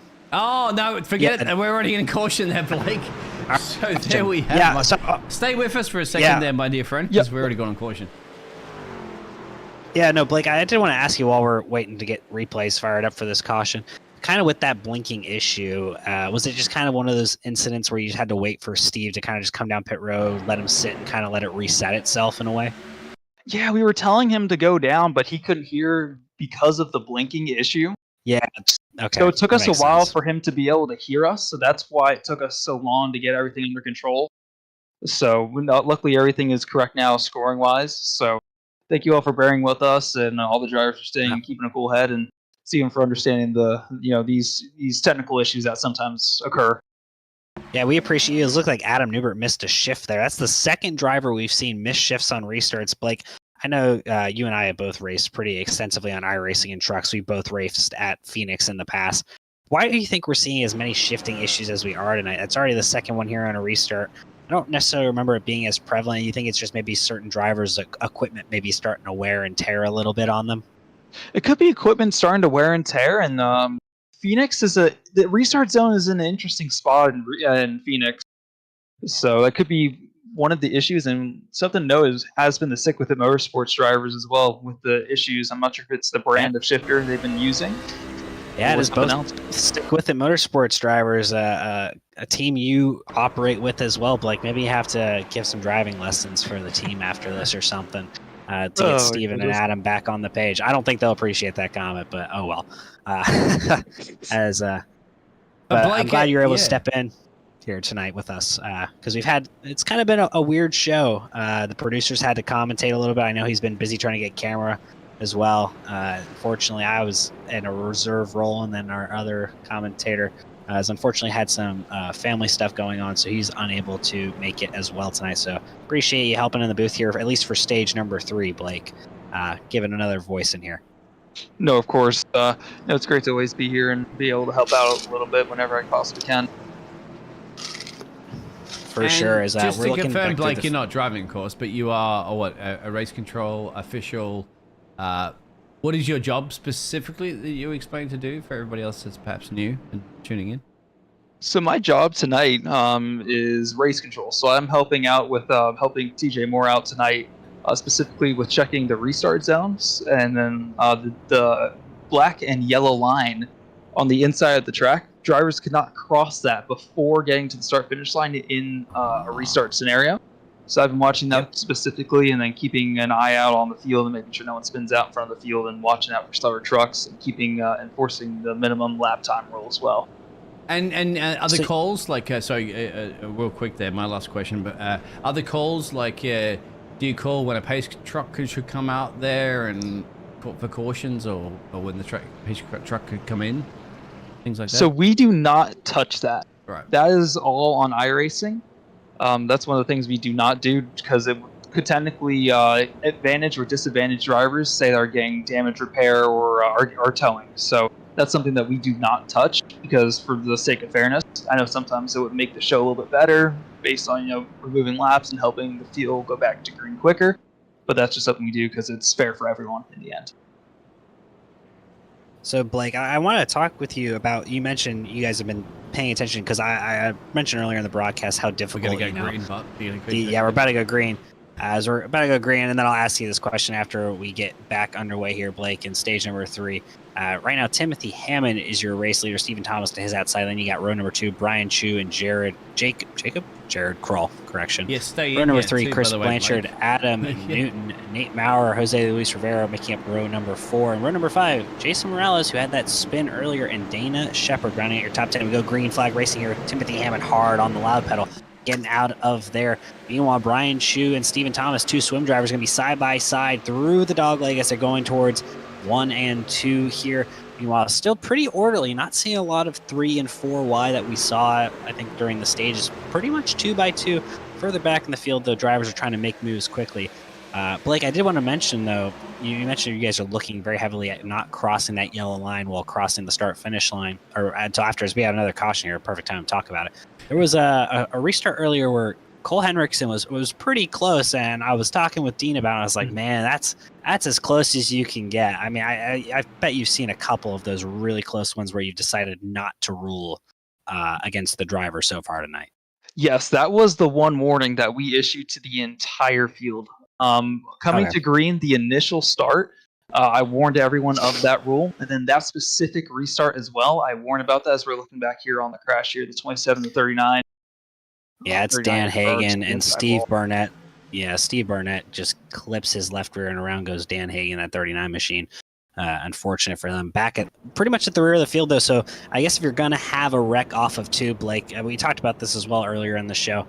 Wrecking on that back straightaway at Phoenix is so dangerous if it happens in the front of the field, because there's nowhere to go. You have walls lining both sides of the straightaway. Really, it is one of the worst places I think that you can have an accident for these trucks tonight. I think we've been relatively lucky. We haven't had as many big wrecks. We had that one big wreck earlier involving, I believe it was Adam Lighty and a couple other drivers. But for the most part, it's just been kind of solo spins, especially off of 4. It's just the byproduct with how hot the track is by running this race in the day that we're seeing more of these self spins versus hard contact between other drivers. 100%. You brought up how it's pretty much a pinch point off of turn 2. That's been something I've been watching out for. Especially on these restarts when all these trucks are so tight together. If one truck pretty much gets sideways and overcorrects, that could be practically the entire field. But like you said, how we're having more self, 1 or 2 truck spins. I think that could be something due to the track temp being a little higher, and then obviously this race being run in the day as well. Is looking. I think track temps around 100. Was that 120? Yeah, my bad. This is Celsius, yeah, but again, 21 degrees Celsius, yeah. So it's getting up you there. You guys work on the old-fashioned system, yes, exactly. Sorry. Oh, back in my day, we used to measure things anyway, but yes. Yeah, our Australian producer lecturing us on using a temperature system everybody that's in the from world 0 to uses the other system. Fahrenheit is more practical. It's a 0 to 100 scale. No, 0 is cold, 100 is hot. Celsius is 0 to 100, sir. Fahrenheit is not 0 to 100. For water. Yeah, for everything. Anyway, but regardless, metric system. We don't anyway. need to go down this road. We're causing beef out there in irrelevancy to the motor racing beef that we need to be casting. Yep, that's our 10th caution for the night. Again, that incident between Dan Hagan and Steve Barnett. Blake, I don't want to say I'm not like surprised by the amount of yellows, but after, you know, watching how Martinsville kind of went for the Concerns of Police Survivors Truck Series Friday night, I'm not really shocked anymore when we come to some of these flatter tracks that are super tight with the amount of yellows, but then we can go to a mile and a half and put on some of the best racing that there is to be had in iRacing. Is that just kind of a product of a lack of patience between other drivers and maybe a little bit of a lack of respect? I think 100% it could also be, you know, some of these drivers haven't raced against each other, so it's not knowing the give and take from some of these other competitors that you haven't raced against. So it could be some of that as well on top of everything else. But I'm going to have to hop up here in race control here for 1 second. I think there's something going on up there. Go ahead, sir. No worries. We appreciate your coming in, and he'll be back in the booth later on to help us call the end of this race as we're coming now to 60 laps to go here. And the Blanchards towing 150 DSR Electric Truck Series. Your race leader still Tim Hammond, Stephen Thomas to his outside on row number 1. Row number 2, Brian Chu, Jared Crow. I don't want to keep calling him Jacob.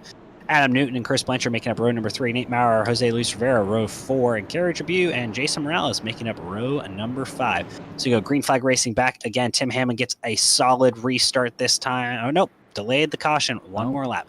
It's the second time, unfortunately, we've had a delayed green flag that tonight. might have been the reason why you just heard that Blake was mentioning here earlier. Yeah. So they'll re-rack them here, and we'll try re-rack again. them, restack them, exactly. And that's the reason why I had to go into race control, because I probably had to confirm with the drivers, of course, of this fantastic series here for the DSL Electric Truck Series. And so, you know, having a live race steward is a grand thing to have. You don't really have that in a lot of series. So therefore, it does help a lot. Yeah. I think there might be green now, my friend. So the pace truck is peeled in. Just... We're going to try it one more time here. Tim Hammond, again, will lead the field to green here. And now it'll be 59 laps to go. We're about 20 laps away from drivers being able to make it to the end on fuel. So in about 20, 30 laps time, we could probably start seeing pit stops. So Tim Hammond, though, back on the green flag, going through the motions here. Great restart by Stephen Thomas. Tim Hammond did not get as big of a jump as he had the last restart. Thomas is going to try and get to his outside here, 1 and 2. He is there for the time being. Thomas powering through the outside. Brian Chu getting left behind. Brian Chu will settle back to third, but the battle's up front for the lead. That's Thomas to the outside. Hammond to the inside. That's 69 Machine. Thomas just motors his way by on the outside. Give the lead now. New leader, Swift Motorsports. Stephen Thomas in that 420 machine. Oh, what a race start! Lap 93. Yeah, he murdered him off the line at the moment there. He just absolutely murdered Timothy. Maybe caught Timothy napping a little bit at the moment there. We know how powerful. There's a caution. We know how powerful. Once you get up the road, you're up the road and you are gone. You're off. You're towing yourself 150 laps somewhere else at this point. But we have another caution, and that'll be the 11th caution of the night. Who's counting? And counting. well, the counter on the scoring pylon is counting as well to help us out. Hey, what is it saying? Steve was involved in an incident here. Let's have a look. Well, we're 4 wide here. Abreast. So. Yeah, you know what's going to happen here, right? Yeah, ladies and gentlemen, close your eyes. If you have children in the room there, as Jacob has said before in the past, yeah, there it is. There is going to be drama. There's going to be action. And unfortunately, the Hillbilly 27 machine is going around. And that's Steve. Yeah, there. Steve Barnett's rough start to his season continues there. 4 wide. That's Ron Hunter. Really almost 5 wide at one point. The 31 backed out of it. But that looks to be, is that Brian Abbott's 55 machine or is that Haney's 55 machine? I can't tell. Yeah, Ron was involved. Well, Ron's the 30 machine, so he's up against on the outside. I think Chris was involved as well, too. Let's have a look here. But Chris is further back, so pretty much he's just a passenger. Chris is at the end of this. No, how does he not even fine. get involved? It's actually, I'm surprised, unless somebody turns in on him. Yeah, I think he got on the brakes and avoided it. Yeah. That's what happens, gentlemen. That's why I always tell my race drivers, race up the front. You don't have to deal with the beef at the back. It's not rocket science. Yeah, and Stephen Thomas, now your race leader, really has taken that to heart. Really, the advantage is now on him. but we're getting close to a potential pit stop opportunity, the final pit stop of the race in the next 5 to 10 laps. Drivers, after discussing with Brady LaBeouf, pre-racer series president, he said about 45 to 50 laps is what's feasible on fuel tonight with a restricted fuel load in these trucks. So we're about 55 laps out, 5-10 laps. So we get maybe another caution or two. I could see drivers pitting here for the final time to get gas and tires. Yeah, I wonder if they should, as you mentioned, or unless Brady was bluffing everybody else with the situation there. Brady's going to murder me for that one. But yes, don't give all your secrets away, sir. But then again, he's also, you know, one of the key founders here of this fantastic series. So you got to give, a couple of magic tricks up your sleeve to reveal. We'll see. Stephen Thomas, Timothy, Brian, and Chris there. Jose, Adam. Let's give it to Adam. Now, I'm telling you, Adam was leading, remember, in this 19 machine earlier. Well, he wasn't leading. He was the first caution. He was about 5th. Yes. Cole has led almost all, but he was the first caution of the night. He spun down on his own, down to the infield, and he's just slowly worked his way back up. He has found a way as we are being rejoined now in the booth by Blake Lothian. Blake will be with us for the rest of the race tonight. Blake, saw you had a little bit of an issue there. We had to delay the green flag an extra lap there. I'm assuming probably for a conversation between drivers. Or maybe a protest to a decision in a race protest. Give us the juicy bits. So don't hold back. All right. Anybody out there? Close your ears right now. Tell us quietly. Go ahead. So we got some beef. Right. Okay. Go ahead, sir. We got beef. In the words of the very entertaining Moonhead in the iRacing sphere, Blake, we got beef. 100%. But we're 1 degree this time around. This has been. We're gonna try and get some green flag laps run here. No promises. But why was that happen? Really quickly, why was he delayed a little bit? You know. Honestly, I'm not 100% sure because when I hopped in, it was already delayed. I know I saw there's some trucks that weren't lined up properly. I think that's probably might have been from, and some trucks were, the top few trucks actually weren't even doubled up. So I think that might have been one of the issues as well. Yeah, I noticed that. I want to say, was it Kroll's 64 machine was on the inside line after the pace car already pulled onto pit road still and needed to be in the outside line. But we're about to go back green flag racing. Stephen Thomas leading the field to green through the Geico restart zone. Tim Hammond to his outside. A great jump there for Stephen Thomas. A great jump by Brian Chu, his teammate in the 51 swim machine. They're going to work together and get clear of.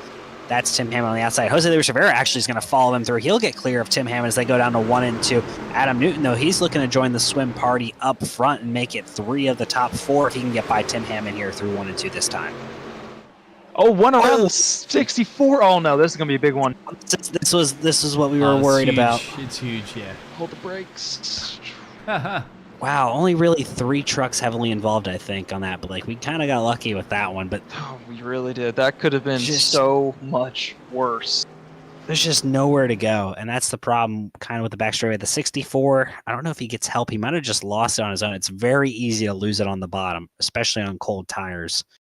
Here. And then sometimes for the truck on the outside as well. Sometimes it's hard. He just lost it. Yeah. On the bottom by himself, hard into the inside wall, and then 3 wide. Lance Miller 21 had nowhere to go, like you just said. Yeah, he stopped it. He stopped it, so he didn't avoid the rest of the collisions behind there. But it is what it is. Yeah, good job by the 64 holding the brake as much as he could, but the 21 just stuck on the bottom of a 3 wide situation has no way to avoid that incident after the 64 hits the inside. The 64 has probably got some terminal damage on the front end of that machine. He's crawling back around. Nothing about duct tape won't fix, my dear friend. It fixed the Apollo 11 and bring the Apollo 13, of course, back to Earth. So if it can bring the Apollo 13 back to Earth, my dear friend, it can bring your number 64 machine back into the pit road. Yeah, the bare bond is going to be broken out, as well as maybe some sledgehammers and maybe some saws. Something to fix that crab walking. Yeah, it's not a great look. It's a little off center, but now here's what we talked about, Blake, while you were up in the race control suite figuring some things out. I talked with Brady LaBeouf pre-race. He said about 45 to 50 laps you can make on a fuel run. We've had so many cautions. I probably could extend that out to 60, I would assume. we're well within, I think, that fuel range now. Do you come in and just get the gas and never have to worry about pitting again and just make sure you're good to go? That's a good question. I'm thinking right now, I mean, if you have track position, stay out. Because, I mean, you see how crazy this race has Thomas, been? box. That's what they're telling you. Stevie, I'm looking at your voltage gauge at the moment too. It's about 13 and 14. Yeah, you're charging that battery quite well. But your gasoline, sir, we can see the indicator to the left-hand side there. You're running out of gas. Yeah, Everybody's Steven is looking like, right now wondering where all the cautions. where it is. There's no gas thing there. Yeah, it's all just pressures. Most NASCAR vehicles. They don't have a fuel gauge like Oh, no, other. they don't Well, make how it the hell easier for they us. know their gasoline, my dear friend? We guess. We don't know. It's all a guess and a little bit of fuel pressure magic. Okay. Crew chief magic. Why don't we just? We can't really pull Stevie in right now. I don't know. Nah, We have time now. we'll maybe there's another yellow we can pull Steven in and talk with him about, especially about his restart, powering through on the outside to get by Tim Hammond to take the lead here tonight. But there's a very hungry field of drivers. I mean, Hunter Parsons, Cole Henriksen, Chris Cinnamon, all drivers who, have led at some point or another tonight, have won a stage, or in the case of Cinnamon and Henriksen.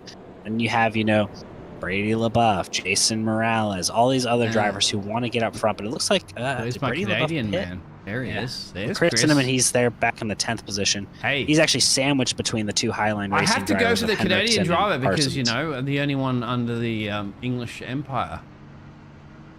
All right, Oh, we're here we sticking go together again. here, Chris. We're sticking together, this one, my friend. I'm surrounded by the United States of America, my friend. We're the only ones under the king now, not queen. So bring it home, my dear friend. To be fair, I was in England last week. There you go. There you go. Where do you visit? London, so that was pretty cool. I was in Croatia and then had a 13-hour layover. So How explored a jolly. little Did you bit. have some tea and crumpets? Because you're about to get ready for go green flag racing. Yeah, 102, 150, 49 to go. Yeah, not much left in this race, Blake. Like you said, I think we all agree at this point track position is key. If you're in the top 4, I don't think you pit at this point because just the amount of cautions. You probably have been able to save enough gas from the end of the second stage, but if you're further back, you're trying to maybe flip something here, I would consider maybe coming in for tires or fuel here and maybe another caution or two. We're green flag racing against Stephen Thomas. A pretty solid jump. Brian Chu's actually still to his outside, but Thomas is going to try and cut that dog leg, get clear of him as he will do so in a 1 and 2. Side by side back for the second position as it looks like Jose Luis Rivera going to dive to the inside of Brian Chu. Adam Newton sitting there in 4th looking for an opportunity to get through 3 wide back further in the field. Looks like Brian Chu into the wall off of 2. Oh my goodness, and Jose, I believe, came all the way back from an EOL earlier in the race, I believe. So he's made his way back up to the field. He's been passing trucks left and right. But here we go, riding on board with the orange truck. I'm sorry, I'm not familiar with numbers yet. Tim Hammond's machine, Tim 69. Hammond, 69 machine, riding on board with here as you're looking roughly in about the 6th or 7th position, I believe. Indianapolis, my dear friend. Hey, there we go. So, yes, he's in 18 positions gained, P6 at the moment. But still have a leader, Stephen Thomas there, getting the job done. Look at that, up the road there. A chase down by Jose and Adam Newton, and Casey and Brian exchanging Christmas cards early. Yeah, Kerry Tribune, that 7 machine, he has been really consistent, I would say, tonight, Blake. I don't know if you've been able to see it a little bit from the 7 truck, but, he hasn't, made tons of mistakes. He's been consistently in top 10. Another truck back in the wall, I think it's Jose Castellanos' 11 machine all the way back there, hits the wall off of 2 this time by. But Kerry Tribune has been just methodically working his way through the field, and then, pit strategy or a bad pit stop cycles him back. He finished, I want to say, 2nd or 3rd to the stage. It's Cinnamon 1, but now we're 3-1 here in 1 and 2. That's Cinnamon's 3 machine sliding up the hill. I thought someone was going to tag the left rear of the 1 machine for sure. There's smoke there, but nothing, no yellow. But something to note, I believe we were talking about, who was it? Was it Tribune? Yeah, Kerry Tribune. Kerry Tribune, one of the characteristics, I mean, he's one of those drivers that's always there at the end regardless. So it's like him. This is one of his silent performances where he'll just come in at clutch moments and be there at the end of the race. And it's not really shocking either because he's really a quiet guy. I mean, I've done interviews with him before for his Championship 4 appearance in Season 1 of the DSR Electric Truck Series. I had him on the podcast that we do whenever we can, Brady and I, myself. And just a very quiet guy. You know, he doesn't brag a lot about himself. He's just a super kind, genuine person. He's not very loud. He's not a big personality in that regards, but you know, like you said, he's just methodical. Wow, what a wiggle there. Who are we on board with? I'm trying to, that's Chris Cinnamon, number 3. He had a moment there off of 2, and Blake kind of explained, like, that's common occurrence here at Phoenix to get that loose off of 2, especially in these hotter conditions. Oh, 100%. I mean, you're having the wheel turn so sharply. Also, mid-corner to exit, you just have that wheel bound up so much, especially on the inside of another truck here. You're going to see it open up the wheel and then a little bit loose even there on exit. It's one of the characteristics of this 1 mile racetrack. Is that like I mean, I've experienced it a lot on a lot of flat tracks in iRacing, but is that like a common characteristic for flat tracks? Because you have to have the wheel bound so tight because the truck's so tight that it just kind of binds up and then snaps loose. As you see Adam Newton there to the inside of Jose Luis Rivera trying to get the 2nd position away from him. Oh, and Rivera in the wall there off of 2. Oh, another driver in the wall further in the back. I want to say that might have been, was that Chris Blanchard or was that Chris Cinnamon again? There was another driver in a white truck further back. And a lot of drivers are struggling with the handling.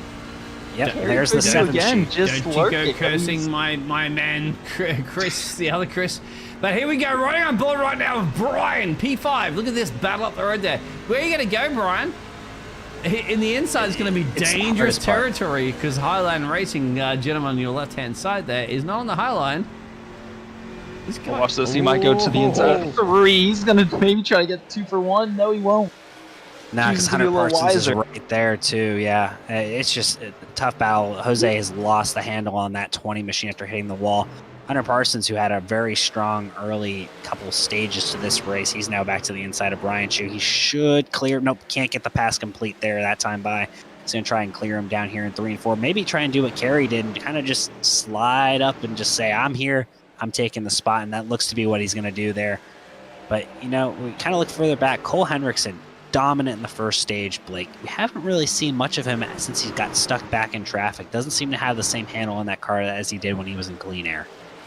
And can't help but wonder if it's something to do with, you know, dirty air with the truck making it a little bit tighter. And, you know, it's easier to drive these trucks when you're in clean air because you have more downforce. It makes the truck happier. It makes it turn, does everything you want it to. But then once you're in dirty air, tap the wall maybe once or twice, like Luis Rivera hit the wall once there, and looks like it changed the handle completely on that truck. Yeah, as you see Brian Chu trying to get back up underneath Hunter Parsons, that 15 machine this time by. But really, we've gotten kind of single filed out the first 5, maybe even 6 now. Henderson sitting back there in 7th, Cinnamon 8th, Peacock 9th, rounding at your top 10. Right now is Chris Blanchard, that 9 machine for Upfront Motorsports. But I think we're going to reach a little bit of a stalemate here for probably about another 5-10 laps, and then you're going to see a significant amount of tire fall if we maintain green. And that, especially once we start seeing drivers shift in 3 and 4, Blake, I think we're going to start seeing more passes made. But I think we're kind of in a limbo moment right now with these trucks. Yeah, Blake, right on board at the moment. Give us how it feels to be in Brian's shoes. Brian Chu, in Brian's shoes. There you go. Go ahead. Well, I'm thinking his shoes might be a little bigger than mine, so it's a loose fit right now. But, you know, down through the dog leg, back up. You know, it's a rough transition. Back on the brakes here, binders here hard, trying to keep as much speed in the middle of the corner so you can get back to the throttle as soon as possible, carry all that center roll speed to exit. Back to the throttle here, along the back straightaway, setting back here to brake, roughly at that 2-cone mark, back to the inside of the track and try to set that 15 truck. And it's such a hard braking zone. I was kind of trying to explain this earlier to Dean, because Dean was like, oh, they're probably just lifting significantly. I'm like, no, you're hard on the brakes here at Phoenix, especially as you get later into these runs as that right front tire starts to wear down. You are using that brake pedal significantly, not just to slow your truck down to make the corner, but also to help you rotate. Wow, close there between those two, Chu and Hunter Parsons. But you're also using that brake to kind of rotate the truck, get the nose pointed down. It's definitely a delicate dance that these drivers are having to do at this point, especially as these tires are starting to wear. It's Chu to the inside. I was going to ask you, gentlemen, at the moment, why you go right in the inside there, straight in there, little bumpy zone, of course, and then you come back out there. Other drivers elect to go on the racing line on the outside. What's the advantage or disadvantage, gentlemen, as we have another caution? Caution's out. Oh, this changes everything. Yeah, and tires, I think, if you have a set of tires left, I think you have to use them now, Blake. I 100% agree. Steven, go in. That'll be the key, isn't it? Pit road's probably open now since he's already caught up to the pace car. So if I had to assume, if we're going to see pit stops here, they're going to be now. See? And it looks like Steven Thomas. He's thinking He's gonna have a about lot it. of runs. It's Yeah. so difficult he's when gonna you have a lot lead. of runs here. Yeah, because everybody's going to follow you in or not. There is. Stevie goes in. So we'll go back and I'll look at what happened there. I think that was Proctor. The See hell. the 99 truck here, and there's a 30 a little further back. Oh no, he's gonna. Oh, maybe not. Oh no, he is gonna get him. Nope, yep. Nope. He's No. still gonna. He's just gonna come out and clean him. Wow, And Ron well, Hunter that is should be an just easy call nowhere for to go. PJ Moore. Yeah. Oh, and we got one more. Oh. you didn't have to tag your body on the exit, but that is what it is. It's unfortunate. Man, no prisoners here tonight. No. So down pit road, busy. But then Joey stayed out, and Jason stayed out, as well as Bridges and Travis. Travis Twitty. Travis! Oh my Yes. goodness. That I'm interested to see how everyone comes off of pit road here. Thomas lost one spot. Rivera is going to gain a spot. It looks like. Yep, Rivera got off pit road first. Then Jose, Thomas. I think, came out of pit road first, and then Stevie. Yes. Yep. So And Jose, then looks like there he is. Newton, Tribute, Parsons. Right. And then of Brian course- Chu lost some ground there. Yeah, Brian's down currently at the moment, P9 overall. But let's just take out the fact that these top three haven't boxed. So, therefore, they'll have definitely older boots and gasoline. Gasolina. But Gasoline, yes. this is gonna be interesting though on this restart, especially coming off of 2. It's already a pinch point enough, and now everyone's gonna be desperate to try to get around these drivers with older tires. I mean, this is gonna be interesting to say the least. 99 to 119 laps. So just to let everybody know, the last time that Joey, Jason, and Travis had boxed. Yeah, it's Was 20 on lap laps, all 99. green flag. Yes. And in the chat, you're all Yeah. being quiet. Last person that would say, oh no, was from Bill. Give us an oh no as to your situation, as to what you feel this race is going to be, because we're down to 30 laps to go, which of course will probably be about 26 and change or so once they get it all sorted out under the pace truck, which I've seen a pace truck run out of gasoline before too, so. Yeah, thankfully they can't do that here on iRacing, but I honestly, I would rather be in the position Steven Thomas is in right now. Because he's going to be on the inside, Blake. Yes, he's back in 5th. Yes, he's not on the same row as these guys, but Jose's on the outside row too. Already at a disadvantage because he's not the same lane as the leader, Joey Doucette. Kind of a difficult position to be in. Plus, he's behind a driver on old tires who isn't going to get the best restart because he's going to be reacting to Joey. Steven, what he has to make sure he does here is not come below the yellow line before the start finish.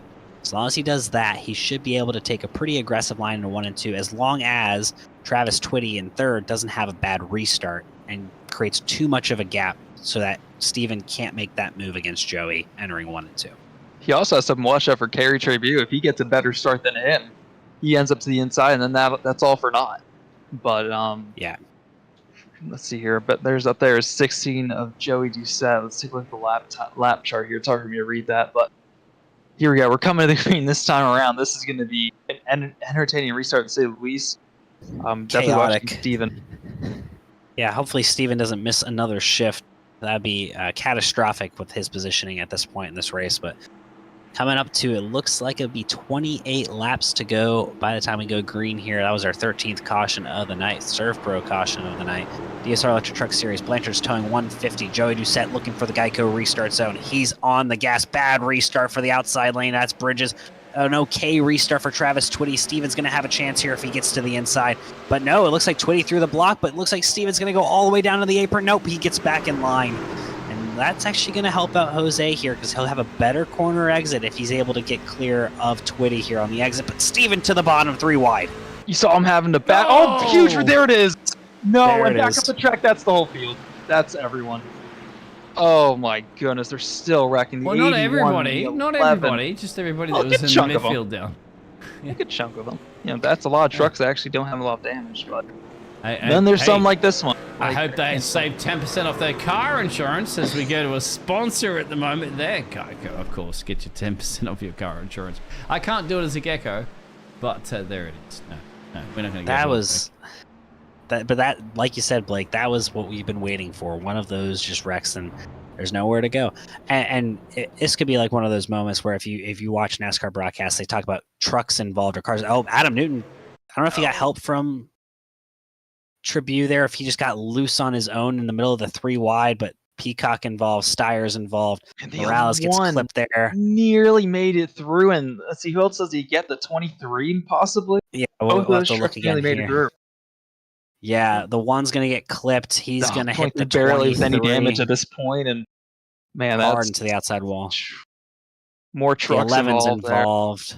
There. 32 of Johnson. Castellanos is the 11. 34 looked like he was able to check up after being involved in that. Well, last let's caution. we got time to grab Joey, the Joker, lead this race at the moment here. In for a quick chat. Come on, grab Joey.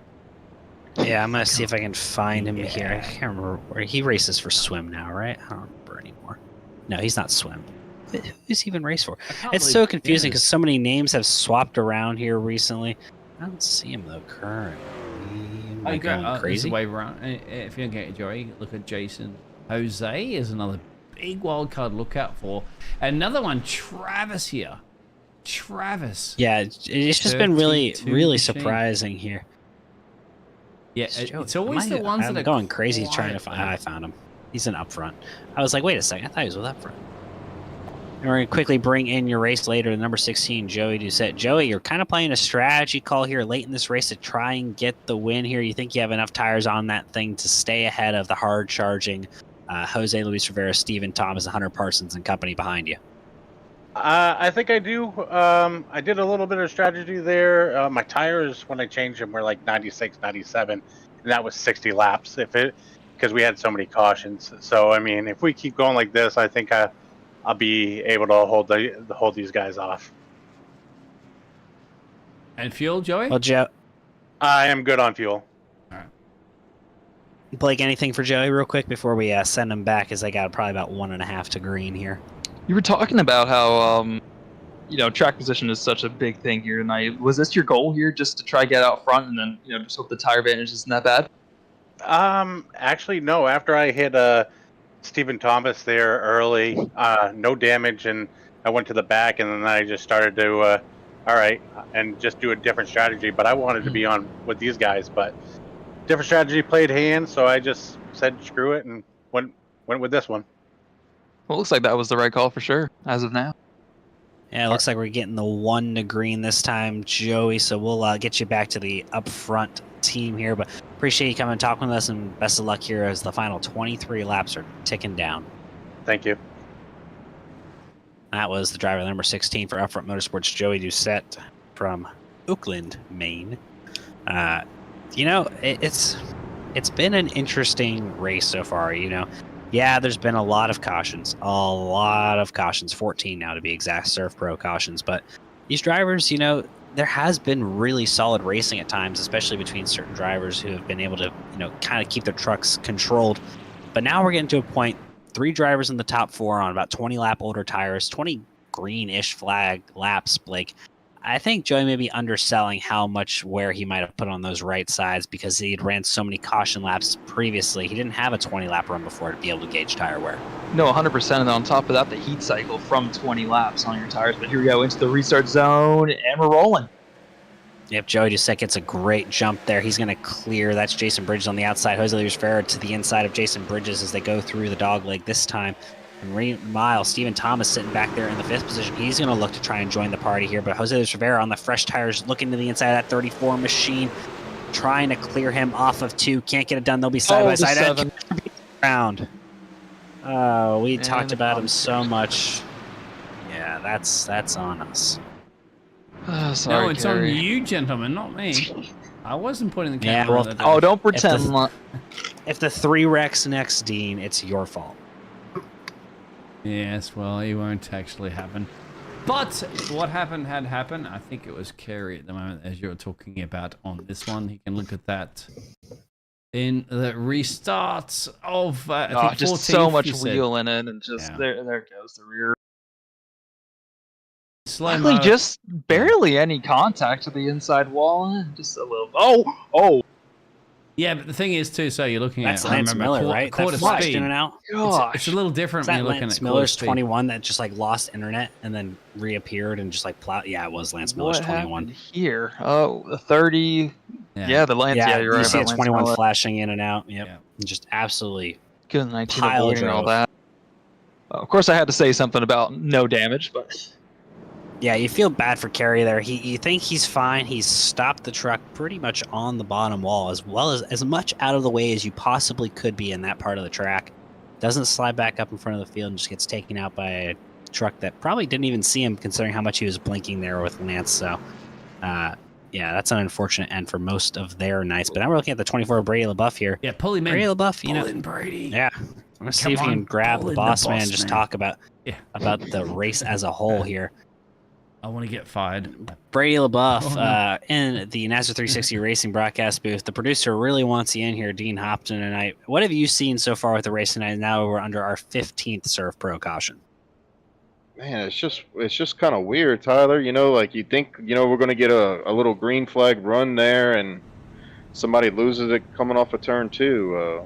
Really don't understand it at this point. I mean, we've been running 130 laps tonight. We should know, what it feels like to be on fresh tires, on old tires. So it's just kind of disappointing. Yeah, you mentioned it's disappointing, Brady, but we've seen, pretty big names loop it on their own tonight. Adam Newbert's spun out by himself. Kerry Chibuse spun out by himself. A bunch of other drivers have been close to spinning out by themselves, but have, gathered it up like Jose or Luis Rivera. He didn't actually spin on his own. He was able to straighten his truck back out. But we've seen, drivers what we would consider to be some of the best in the series kind of struggling with the truck tonight. Is it just that loose tonight, or is it maybe just the product of people being too aggressive on the gas pedal? No, to be honest with you, this is probably the best conditions I ever ran at Phoenix. It seems like there's a lot of grip. I know Stephen Thomas and Newbert, I believe, had shifting issues. That's why they spun out. Newbert spun out separately before that, and then he had the shifting issue too. He's had two trips around tonight, so. So it's just kind of odd, but a lot of it has to do, Tyler, with we're supposed to be going 55 under the pace laps, and we go down the back straightaway, and it's like you go up to 70, you go down to 35. You're stopping and going. So when you're in the middle of 3, in that restart zone, and you're stopping it and trying to go, it's easy just to spin out. So that's what I think you're seeing a lot of the self spins at the beginning of the restart. Well, it looks like we're about to go back. Green flag racing. Lights are out on the pace truck. Brady, we appreciate you spending some time with us. Hopefully, Dean can keep his job because he's like, maybe I can get in trouble. So we appreciate you coming in and talking with us. Wishing you the best luck the rest of this way. I love you, Brady. Let's go. No problem. Love you too, Dean. Thank you, man. I appreciate your help. That's the driver, the number 24 for Mission 1 Esports, and the president of NASRA, Brady LaBeouf. Looking back here, again, another restart here. Joey Doucette, Jason Bridges, but Doucette opts for the outside lane this time, and he's going to be in front of Stephen Thomas, the swim driver. That puts Jose Luis Rivera behind Jason Bridges on the bottom. I think this outside lane may have a good chance here of getting a couple drivers clear. That includes Hunter Parsons and Chris Cinnamon further back in rows 3 and 4. Because we're about to go green flag racing. Joey Doucette with a great start. Stephen Thomas with a decent one, but can't get clear. He's going to be side by side with Bridges throughout the dog leg. Hunter Parsons side by side as well with Jose Luis Rivera, Chris Cinnamon, but we're going to be 3 wide. That's Travis Twitty all the way to the bottom. 4 wide. Cole Henriksen goes to the bottom. My goodness, 3 wide for about 2 or 3 rows deep there at one point. But side by side, look at the 16 checking up a little bit. Contact from the 15. Oh, into 3, the 23 with contact. Sorry, the 420 with contact from the 15 moves up the track 3 wide of the 3 dead sideways. Lost it. Yeah, the 15 just giving the 420 a shove into the back of the 16 there. I don't know how any of them is going to respond to that, but now the 15 to the inside. He's going to go 3 wide here for 3rd. But man, look at Jason Bridges. He's fought back. He's going to try to take the lead away from Joey. No, he gets of 2. Oh my goodness, what incredible racing we're getting here tonight at Phoenix Raceway. Oh, man, and that's going to give Hunter Parsons now the next big chance at Joey Doucette, Blake. And now these drivers they're controlling the trucks now. We're not just losing up. Never mind, spoke too soon. Caution. What a shame. We saw some great racing there for a lap and a half. But let's keep this camera on here. Don't change this yet, Dean. I want to see if Steven gives Hunter a little bump here to tell him he wasn't happy about being shoved in the lane for. Are you wanting some He's beef? thinking about it. Yeah, he definitely He's is. You thinking can about tell. He thought about it, but he's also realized it's a 25-point penalty for any retaliation under the caution. Yeah, so but he's look got to at, be careful. look at Hunter. Oh, there's beef in the background there, gentlemen. Hunter's got his thumbs up and going, yeah! The Green Bay driver at the moment there, but we'll go back and look at Green the replay Bay in a now second. turned Charlotte resident. They're Hunter Parsons 15 machine, but man, you have 3 drivers who love to win and have, been competitive enough to get involved in some instances. I'm going to look back at the wreck here that brought out the 16th Surf Pro caution here, and the Blanchard's towing 150. There's the 81 of Taylor Peacock in the middle. Brayla buffed his inside. I'm counting. Oh, around it goes. Just another driver just kind of losing it. That's last week's winner, by the way. Taylor Peacock from Las Vegas goes around the 82, I believe, of Brian Abbott runs into the side of him there. So, unfortunate, another caution here. It's good little advertising, my friend. You were doing burnouts on their logo. Yeah, the Instacart. Week. Yeah, but not this week, unfortunately, just yet. Get it over yet. Yeah, unfortunately, that's gonna really hurt the 81's chances of a win here tonight in the Blanchard's towing 150, Blake. But man, we saw trucks sideways, but not losing it there. Very competitive racing. We saw Bridges get to the inside of Doucette, and then off of 2, the back end of that truck started to slide, and Doucette was able to power away from him. Is that kind of the difficulty with trying to make a pass on the bottom in 1 and 2 here? Oh, definitely, because I mean the wheel is so bound up when you're side by side. Here goes the lap truck around the outside. But when you're side by side, I mean you're having to turn a lot more. You're just in a different position than you're typically used to be, and you're relying on the truck on the outside not to pinch your entry or not to pinch you on exit, and so you're just always at mercy of that truck on the outside. Yeah, that is the case now. As we got 14 to go under the caution here, probably about 12 or 11 to go by the time we go green.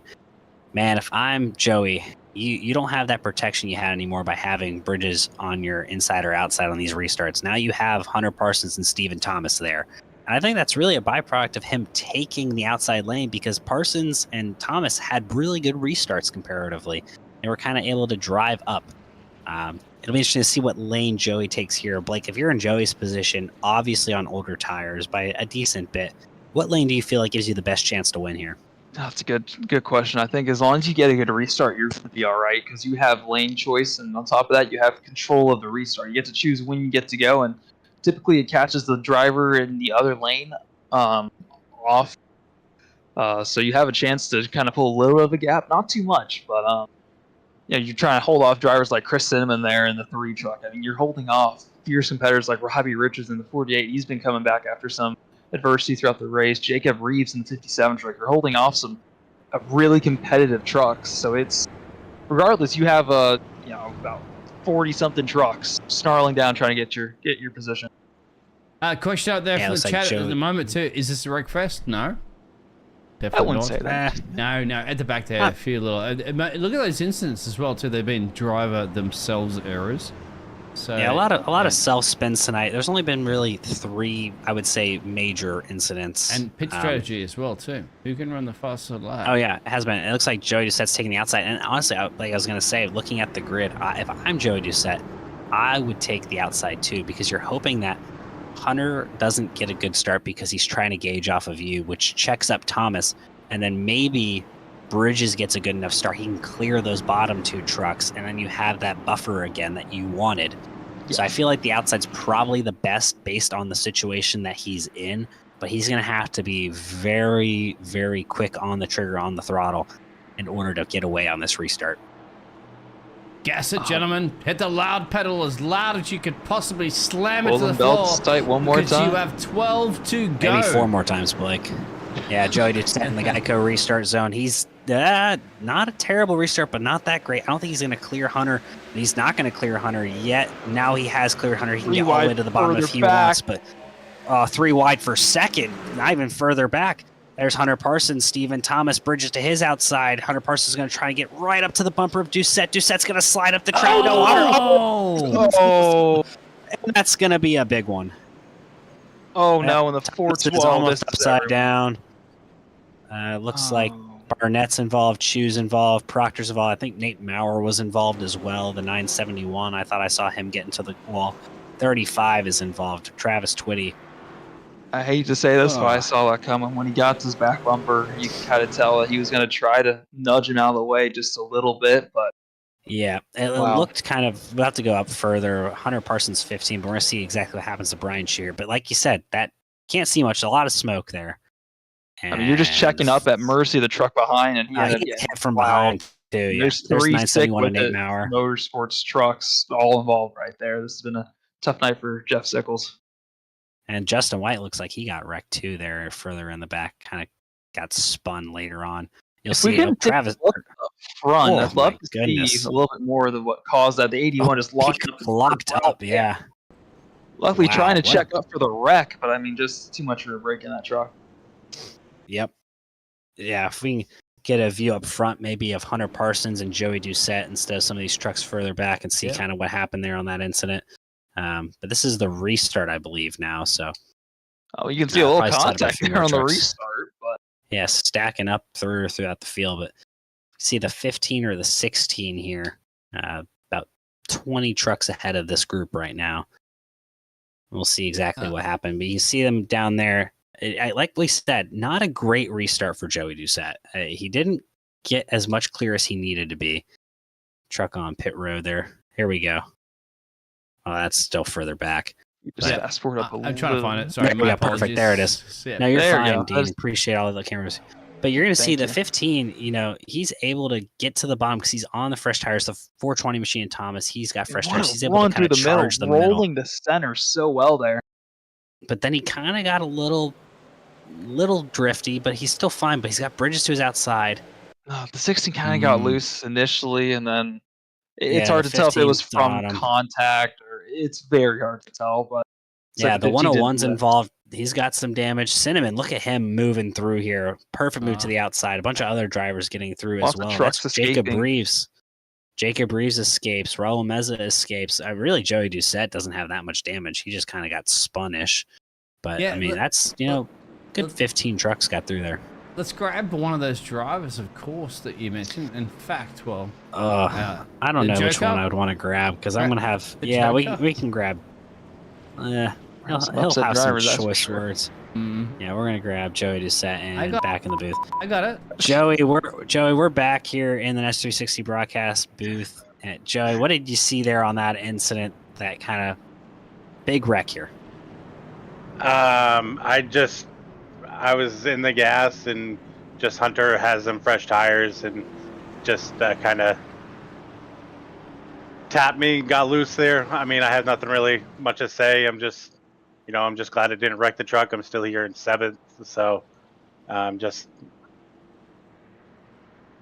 Yeah, I mean, that's all. I don't want to say, Joey. Yeah, I mean, I know you're frustrated, but really, it could have been so much worse for you. Obviously, a lot of other drivers came off that incident way worse than you did. Stephen Thomas being the likes of one of those drivers, along with Nathan Maurer and a couple others getting involved big there. We're about to go back Green Flag Racing, so I'll let you get back to it, Joey, but we just appreciate your quick few comments, and hopefully you can have a strong finish at the end of this race. Appreciate it. Thank you. My pick is still on the Canadian driver, Chris, and P4. Look out for him. P3, give or take, 7 to go, gentlemen. Blake, I mean, I got to give a shout out, though, to Bridges, just still being up front on 20-lap older tires. He's been able to maintain up here consistently. He was running competitive laps to Doucette, was side-by-side with him, had the 3 wide, kind of made it a little bit harder for those drivers to avoid us. We're going Green Flag Racing here. Jason Bridges is going to be your leader. As there's fair to his outsides. We're going Green Flag Racing. Bridges gets a shot from Travis Twitty there. Kind of stacked up the field there on those older tires. You're going to see now everyone fanning out 2, 3, 4 wide further in the back. But it's pretty organized up front. Single file for a little bit. Another wreck in the back. Let's hope it's still green as of now. Hopefully TJ Moore will let him race. Yep, Chris Cinnamon goes to the outside. Come on, Chris. Come on, Chris. Get it done. He's digging. He's trying. He's trying. Come back to 5 to go this time. Bye. This is crunch time here. Here we go to the inside. To the inside goes Rivera in the 20 machine. Side by side. Looks like he's going to clear him here. Looks like on exit. Barely. Not enough. Nope. Not enough. Couldn't get it. The 34 is going to keep the yellow. Wrecking in the back. But And who's gonna be Rivera, I scored? think, is gonna get the leader. I think he's gonna be scored as the Let's leader. see. It's gonna. Yeah, looks like the Bridges didn't We're even going attempt to go to back around, so it looks like he will be scored as the overtime. leader. Well, first attempt at a green-white checkered, gentlemen. We get 3 here in the DSR Electric Truck Series. That's our 18th caution of the night. Another wreck off of turn 2, it seemed. I don't know who was involved there, but a lot of drivers now out of this race. You see, now we're starting to see drivers on the scoring pylon out, but Let's see here. so Looks right like behind Brandon. Oh, Brandon Bullock lost it, hit Blanchard, good save by Blanchard. Good save. and no. Bullock didn't fit. Yeah. Oh man, and Ooh. then 3 more trucks around. Yep, that looked like That's Parsons what got happens, to the back of gentlemen. Adam Newton there. When you're not in the front of the race, anyway, it's easier said than done. Yeah, well, Jose Luis Rivera has got it done so far. After he's been to the front, to the back a couple times. Blake back now to the front here. Green, white, checkered. Everything's going to be a 2-lap shootout from here on out. But Yeah. that being said, we've seen drivers get a jump early, and then we have them being chased down the back straightaway on the first lap. You can't really get as far away as you would like here, at maybe 1.5 miles on these early restarts, because you have to use the brake so much, Blake. Oh, 100%. And on top of that, looking to the inside of the track right here into turn 1, you can go all the way down to those RVs, to the campers all the way down the inside, grab a marshmallow from one of the buyers, and lick the stamp and send it down there and hope it sticks. So you can never try. really. Oh, of course you can try. That's why it's paved down there. That's why it isn't grass May anymore. not work, though. May not work, Yeah. but it's that entertainment factor and the risk factor that any driver can take. Of course, now with the green-white checkers in effect, you might start seeing some of those more risky moves come into play. Yeah, it's going to be an interesting final few laps here tonight. These drivers are going to have their hands full, and it really, I mean, Chris Cinnamon's still in the hunt there, sitting back in that 3rd, 4th position here. And we're going to give a quick field rundown. Hopefully, by the time these guys we've got one more to go. Next time by, we'll get the one And to go. Jason's Hopefully, tires are a little older there, gentlemen. a little older is an understatement. They are 20 laps older, Yeah. so. Jose Luis Rivera, your leader. Jason Bridges sitting in 2nd. Chris Cinnamon 3rd. Jacob Reeves is 4th. Travis Twitty is 5th. Then you look back at Robbie Richards in 6th. Raul Meza 7th. Joey Doucette lost another spot there. He falls back to 8th, or maybe might be 7th. Him and Raul are kind of swapping spots. Adam Cantwell 9th. And Nate Maurer, who was involved in that last big wreck, he's sitting in the 10th position. And that's your top 10 as they run. But, man, what an interesting race so far. I mean, you see all these drivers antsy to get back at it, chomping at the bit, already doubling up. But you saw the Bauhaus cars on most of these trucks. I mean, do you think we're done seeing Bauhaus cars get on these trucks? Yeah, I'm not going to say that we're done wrecking. We might have another one before we finish this thing here tonight, Blake, but Chris is going to win. My money's on Chris. So there you go, gentlemen. Speaking of Chris, Take your bets, ladies and gentlemen. Go ahead. He's on the inside. I mean, like I brought That's up, the place you to can be. send it down to the campers and just send it down there and pull a video game move like Carl Edwards tried and send all the way up and try to hope it sticks. I mean, it's a long shot, but I mean, it's worth a shot to say the least. Yeah, I mean, a win's at your fingertips. And a win locks you into the playoffs here in the DSR Electric Truck Series. So that's what all these drivers up front, all of our winners pretty much out of it. Brian Chu way in the back with damage. Taylor Peacock way in the back with damage, both outside the top 15. Our new winner is likely tonight here in the 3rd race of the DSR Electric Truck Series. Blanchard's towing 150. Jose Luis Rivera going to lead the field to the Geico restart zone. Green, white, checkered. 2 laps to get it done here. 20 machine on the gas late in the zone. He gets a pretty good jump. Bad jump for the rest of the inside behind Chris Cinnamon. Cinnamon has no pressure behind him. He's going to try and make a move down here. Bridges to his outside, though. He's got company there. Meanwhile, Cinnamon has to cover off, come up a little bit. Now to his outside of Bridges. That looks to be Jacob Reeves on the 57 machine. Cinnamon to the back bumper of Jose Luis Rivera. Down the work down the back straightaway. And side by side for 3rd place down the back straightaway into turns number 3 and 4. But the 3 of Cinnamon is slowly catching on the leaders. We're coming back to the white flag this time around. Final lap. The Blanchards towing 150. Jose Luis Rivera, Chris Cinnamon battling tooth and nail. Chris Cinnamon's going to drive it in deep, try to get to the bumper of Rivera. He can't get it done here. He's going to have Oh, to get a run down the straight away and break him. Here we He's go. going to try. He's got Turns the number 3 or draft. 4. He's going to do it. Let's see. He puts the nose to him. No, he can't get there in time. Jose Luis Rivera will take the win here at Phoenix, and the Blanchards towing 150 as they wreck behind him. Big wreck. Man. Oh my God. As if we didn't get our quota for tore up equipment. There's a truck backwards. Jose has done it. Jose, congratulations, my dear friend. You did steal that one away there from my Canadian friend, but it is what it is. You've done a fantastic job. 21 positions gained for the 20 machine. 21 positions gained would have been, well, 21 number would have been great. But my dear friend, Phoenix Raceway is yours.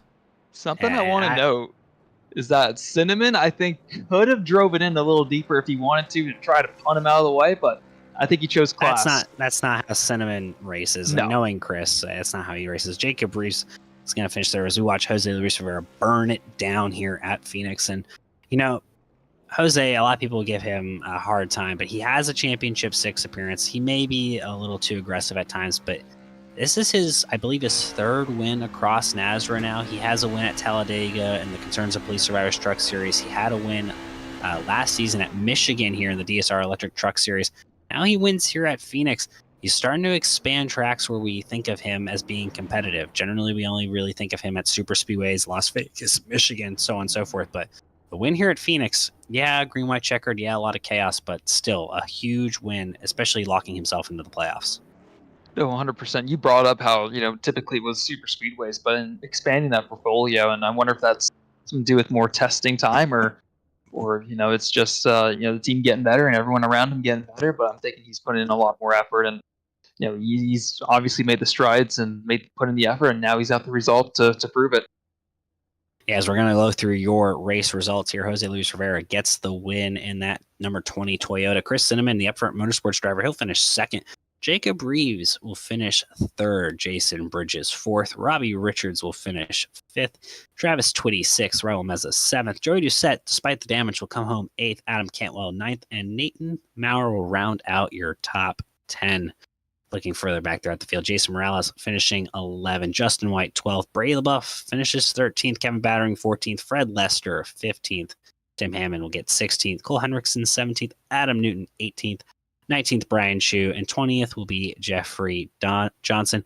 Further back, we saw a big wreck there at the end. I think that includes some of these trucks now, Blake, as you look outside the top 20, Hunter Parsons, Brian Abbott, Joey Stiers, Brandon Bullock, Dan Hagan, Akami Proctor, Adam Johnson in the 27th position, continuing on. Chris Kynes, Chris Blanchard, and Taylor Peacock rounding out your top 30 and your last driver on the lead lap. Beyond that, you see the rest of your finishing order here on the screen. But we're going to try and find your race winner, Jose Luis Rivera, trying to get him up in here to get his thoughts after his big win here in the DSR Electric Truck Series. The Blanchards towing 150. I'm going to grab him up here because he's taking too long to move for us. Jose, you finally get another win here in the DSR Electric Truck Series. First win in season 3 for you. You had to win season 2 at Michigan. Now you win in season 3 at Phoenix. A track that really not a lot of us, even I think yourself included, would say it's your best track, but you pull off the win here on the late green white checker, holding off Chris Cinnamon. It's got to feel great getting the win here at Phoenix. Oh, it feels amazing. When I came into the qualifying, I was telling everyone on my team that this is just one of my top 5 worst tracks. And as the race progressed, I saw myself in the top 10, the top 5. I'm like, is this possible? Can this happen? And as the chaos happened, I found myself in the lead on the green, white checkered. I'm like, I might have this. And lo and behold, I did. Yeah, so we saw, I think, a lot of contact between drivers, especially up front as the race moved on. We saw Hunter Parsons, Joey Doucette get involved in a wreck. We saw you and Chris Cinnamon race each other very respectfully at the end. Do you kind of attribute that to maybe Chris? Chris could have moved you out of the way there. I think we all agree coming to 3 and 4, but you think that's just kind of an attribute to who Chris is as a person and as a driver? Me and Chris really haven't had any problems on the track for a few seasons now. I'd say the last time we probably had problems on the track was maybe season 4 in the Friday Night Series. And so, whenever I see Chris around, I try to give him some extra room. I like the way he races. I'm a big fan of Chris. I was happy when he won the championship that year. Well, Jose, now you lock yourself into the playoffs. You can be a little bit more aggressive with how you race the rest of the season as we go towards tracks that you maybe enjoy more. Does this kind of give you the liberty to kind of chase stage wins and race wins instead of worrying about points the rest of the way? Yeah, this gives me. I don't know if I'll change my race style that much, but it does give me the option to, if I feel like there's a race where I maybe can't get like a great finish, but I can get some stage wins, get good finishes there. Yeah, I'll try. Well, we appreciate you hopping into both of us, and I know you want to go celebrate this win and enjoy it. But before we let you go, I'm going to let Blake and Dean, if you guys have any questions for the race winner, Jose Luis Rivera, and then afterwards, the floor is yours, buddy, to do it with you as you please. But first, Blake, Dean, anything for our race winner? Jose, you brought up how this track was one of your top 5 worst tracks, or one of your hated tracks. Was there any more practice that went into this race other than any other tracks, or more practice than other tracks this week for this race? Not necessarily. For the first time, I would say some of my teammates gave me some. They gave me some pointers going into the race with what I should run, what I should maybe consider, and it's one of the first times. I don't usually get that much help from my situation when it comes to Phoenix, because I'm more of a race myself kind of guy, so I don't really ask. But they helped me out, and I took their advice, and it worked out. Well, it's great to see you in victory lane here tonight. Dean, do you have any questions? I know, Jose, if you speak Espanol, but I was just going to say, is it bien hecho por la victoria? Is it, to get it right? Victorious? Sweden? Yes. Oh, I was close, I guess. I was closer, right? But muy bien, absolutely fantastico, my dear friend. You, gracias. Yeah, so used to the Italians, for the Ferrari winning Formula One, grazie. But you did it's it. All good. Right? Put some flavor into it. There you go. Good job. Thank you. 20 machine on top.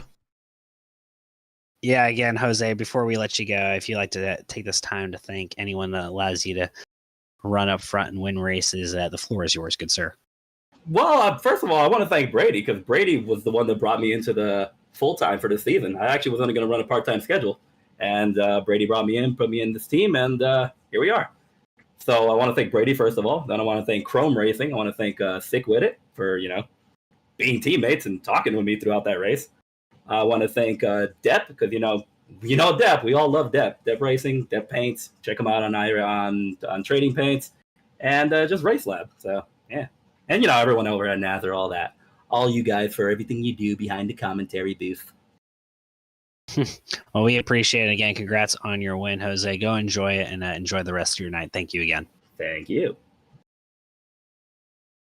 And now standing by with our second place finisher, Blake Lothian, standing by with Chris Cinnamon. Chris Cinnamon, a second place finish tonight, but I think that doesn't really tell the full tale of tonight's race. But walk us through the last few laps, and especially that white flag lap. Did you have enough, or what more could you have done to win that race? Yeah, I frustrated. I felt I gave that one away. No, hands off to Jose, though. He had a hell of a run. He ran those last couple laps perfect. I overran 2 to go. I overran the corner. I did everything I could to chase him down. I was going to try and rattle his cage a little bit in that last corner, but I just missed. And hats off to him. He had a hell of a run and definitely earned it. So to get into this situation here and to this position, what was your strategy leading into this? Obviously there have been a lot of yellows. What was your position, your thoughts on track position versus, fuel and tires? Strategy was just close my eyes and turn left. No, we're just talking in the waiting room. If you looked at my qualifying time and my practice time, I wasn't sandbagging. I really struggled. I was asking my team if the track had changed that much because I was so far off. I was 4 or 5 tenths off the pace, and I don't know. It seems to be my style. Start slow and end up up front at the end. Well, great run to say the least. I gotta ask. Oh my goodness. Anyone else have anything else to ask? Tyler, do you have anything to add? Well, I do. Yeah, Chris, I do. Yeah, go ahead. Oh, yeah, You so go Dean, first. go first. No, you sir. Now I have some All beef with you, yours. Chris. You're the sole Canadian on here, okay? And you're the sole, apart from me in the commentary box, of course, that representing the Commonwealth. I got my money on you, my friend. My bookie's going to be knocking my door down at the moment saying, pay up. I had you picked at the end. Good chargeback, my friend. Very close, you said that you're a little disappointed. 3 is my favorite number at the moment, my friend. You charged down at the end. So there you go, my friend. That's all I can say. Like, No, slip through your fingers, right? That's all. That's right. That's right. Appreciate the confidence in me too. I'll get her in victory lane though, so we can have a beer together, a little international beer. Cheers. Yeah, we can actually have proper bacon, right? Not like they have bacon in the United States of America. I'm gonna get murdered for that one. But anyway, we'll have Canadian bacon. There we go. If you want beef, forget it. We'll have some pork for the dinner tonight for the number 3 machine. On to you, gentlemen. To bring it back, Chris, I will say, one, I'm proud that you're back competing for race wins again, because it makes it easier to like you again. You've been disappointing me for a while now, so glad you're back up front. Maybe the bromance can return. But I do want to say, you exercise patience that we didn't see from a lot of other drivers tonight, not using the bumper there. I've known that this is kind of how you always race. You and I've had great battles, whether it be at Texas or Las Vegas, where we both raced each other cleanly. Do you think that maybe sometimes that's a forgotten art in some of these leagues? Yeah, it's it's there's a lot of guys. There's actually, I'll give credit to this field. It's a really hard group of guys, hard to pass, especially when you get the top 10. There are guys you can run an inch off their side there and run clean with them and not have to worry about wrecking. Hopefully, a couple of the other new guys, the guys with less experience, can kind of take note when to settle, when to concede a spot early on a race, and get some green flag laps. And it's definitely going to pay off in the long run and get you more experience and speed in the end. Well, Chris, before we let you go, we open up the floor for you to thank anyone that makes it happen for you. And again, huge congrats on the second place finish. A very solid run for that 3 Upfront Motorsports machine tonight. Thank you, guys. Much appreciated. Of course, start off with Blanchard's towing. He was the track sponsor tonight. He's the team sponsor, the team owner. I'm so glad I didn't have to use his tow trucks tonight. That's a bonus. DSR Electric is a league sponsor. Thank you guys for coming on this year. Cops for coming on this year. Nazareth 360 Racing Network, Paul's Poppers, Butt Kicker, Hoopty's Garage. Oh my God, the list goes on. Thanks to all the sponsors and you guys up in the booth. Well, we appreciate it, Chris. And again, congrats on the second place finish. Hope you enjoy the rest of your night. Sounds good. It was 3 last week, 2 this week. How about 1 next week? Sounds good to me, buddy. And now to finish off our interviews with our top 3, I'm standing by here with third place finisher Jacob Reeves. Jacob, don't bring the beef in here at the moment. Sorry. Anyway. Yeah, well, Chris, you better win next week. Jacob, man, you up and down race for you in that 57 truck. You've come out of it with a third place finish. Just kind of walk us through, the roller coaster of emotions you had behind that truck. Well, honestly, like the start at all. I hate this track. I'm not even gonna lie. This is one of my tracks where I just hate it. I just couldn't get a feel for it. And I was talking, to our team over at Mission One Esports with Brady and Robbie, and Brady was like, try this, and I was trying this, and I actually ran the adjustments that he gave me, so that actually kind of worked out. But we ended up, qualifying 10th, which actually kind of shocked me. And then we had that run in the stage 1 with the 11, and I don't hold grudges or nothing like that. It is what it is. Hell, I'll forget about it by tomorrow morning. But it just kind of got to where we just had to try to pick our way up through there, and so we got to the point to where we tried to work our way up through there, and eventually we went in, and Brady was like, I'm going to take 2 tires. I was like, well, all right, screw it. Let's try it. And the top seemed like it was working better for me over 1 and 2. And so when I found myself sitting in about 4th right there on that last restart, I was like, oh, here we go. I might be able to, rip the top right here. And I got really lucky. From not hooking the 34 Jason, I cut him a lot of slack because I thought he was going to slide up in the left front, and I was going to right hook him straight up into the fence. So I got out of the gas, and luckily enough, he took the bottom going into 1 and 2. I was like, all right, then we should be good. And hit the top and ran it around, man. That was a long race right there. It really was. Yeah, it really was a long race and kind of a marathon. You guys had to, you would pace for cautions and you had to get on the gas for 5-10 laps at most and then kind of pace. How difficult is it to kind of maintain that aggressive mindset? Because you have to really just maintain an aggressive restart mindset when the races kind of run the way that they did tonight. Yeah, I mean, you really do. And, me not doing, or me not the best restarter in the world, I mean, that's what makes it even more, bad. But, I mean, yeah, it just kind of ticks you off a little bit, not being able to get, long green flag runs in because, then the tires would start to wear out and then you could throw some strategy in the middle of it. And, I mean, there's a lot of guys in here, a lot of guys, a lot of new faces. I know I'm one of the new faces, I guess you could say, racing here on Monday nights. But, if I could give a word of advice to those guys, just take it easy. I mean, it's a long race and, 150 laps Phoenix.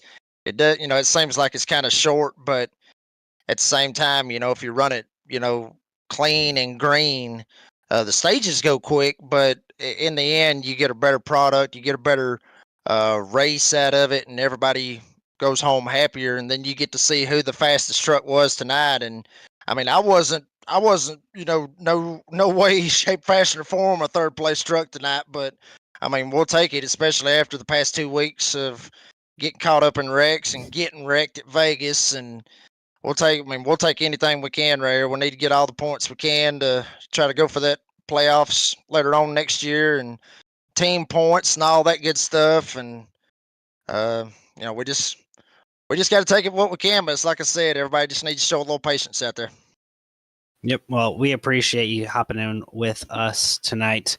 And we appreciate all you do here in the broadcast booth. Before we let you go, anyone you'd like to thank that makes it happen for you, Jacob?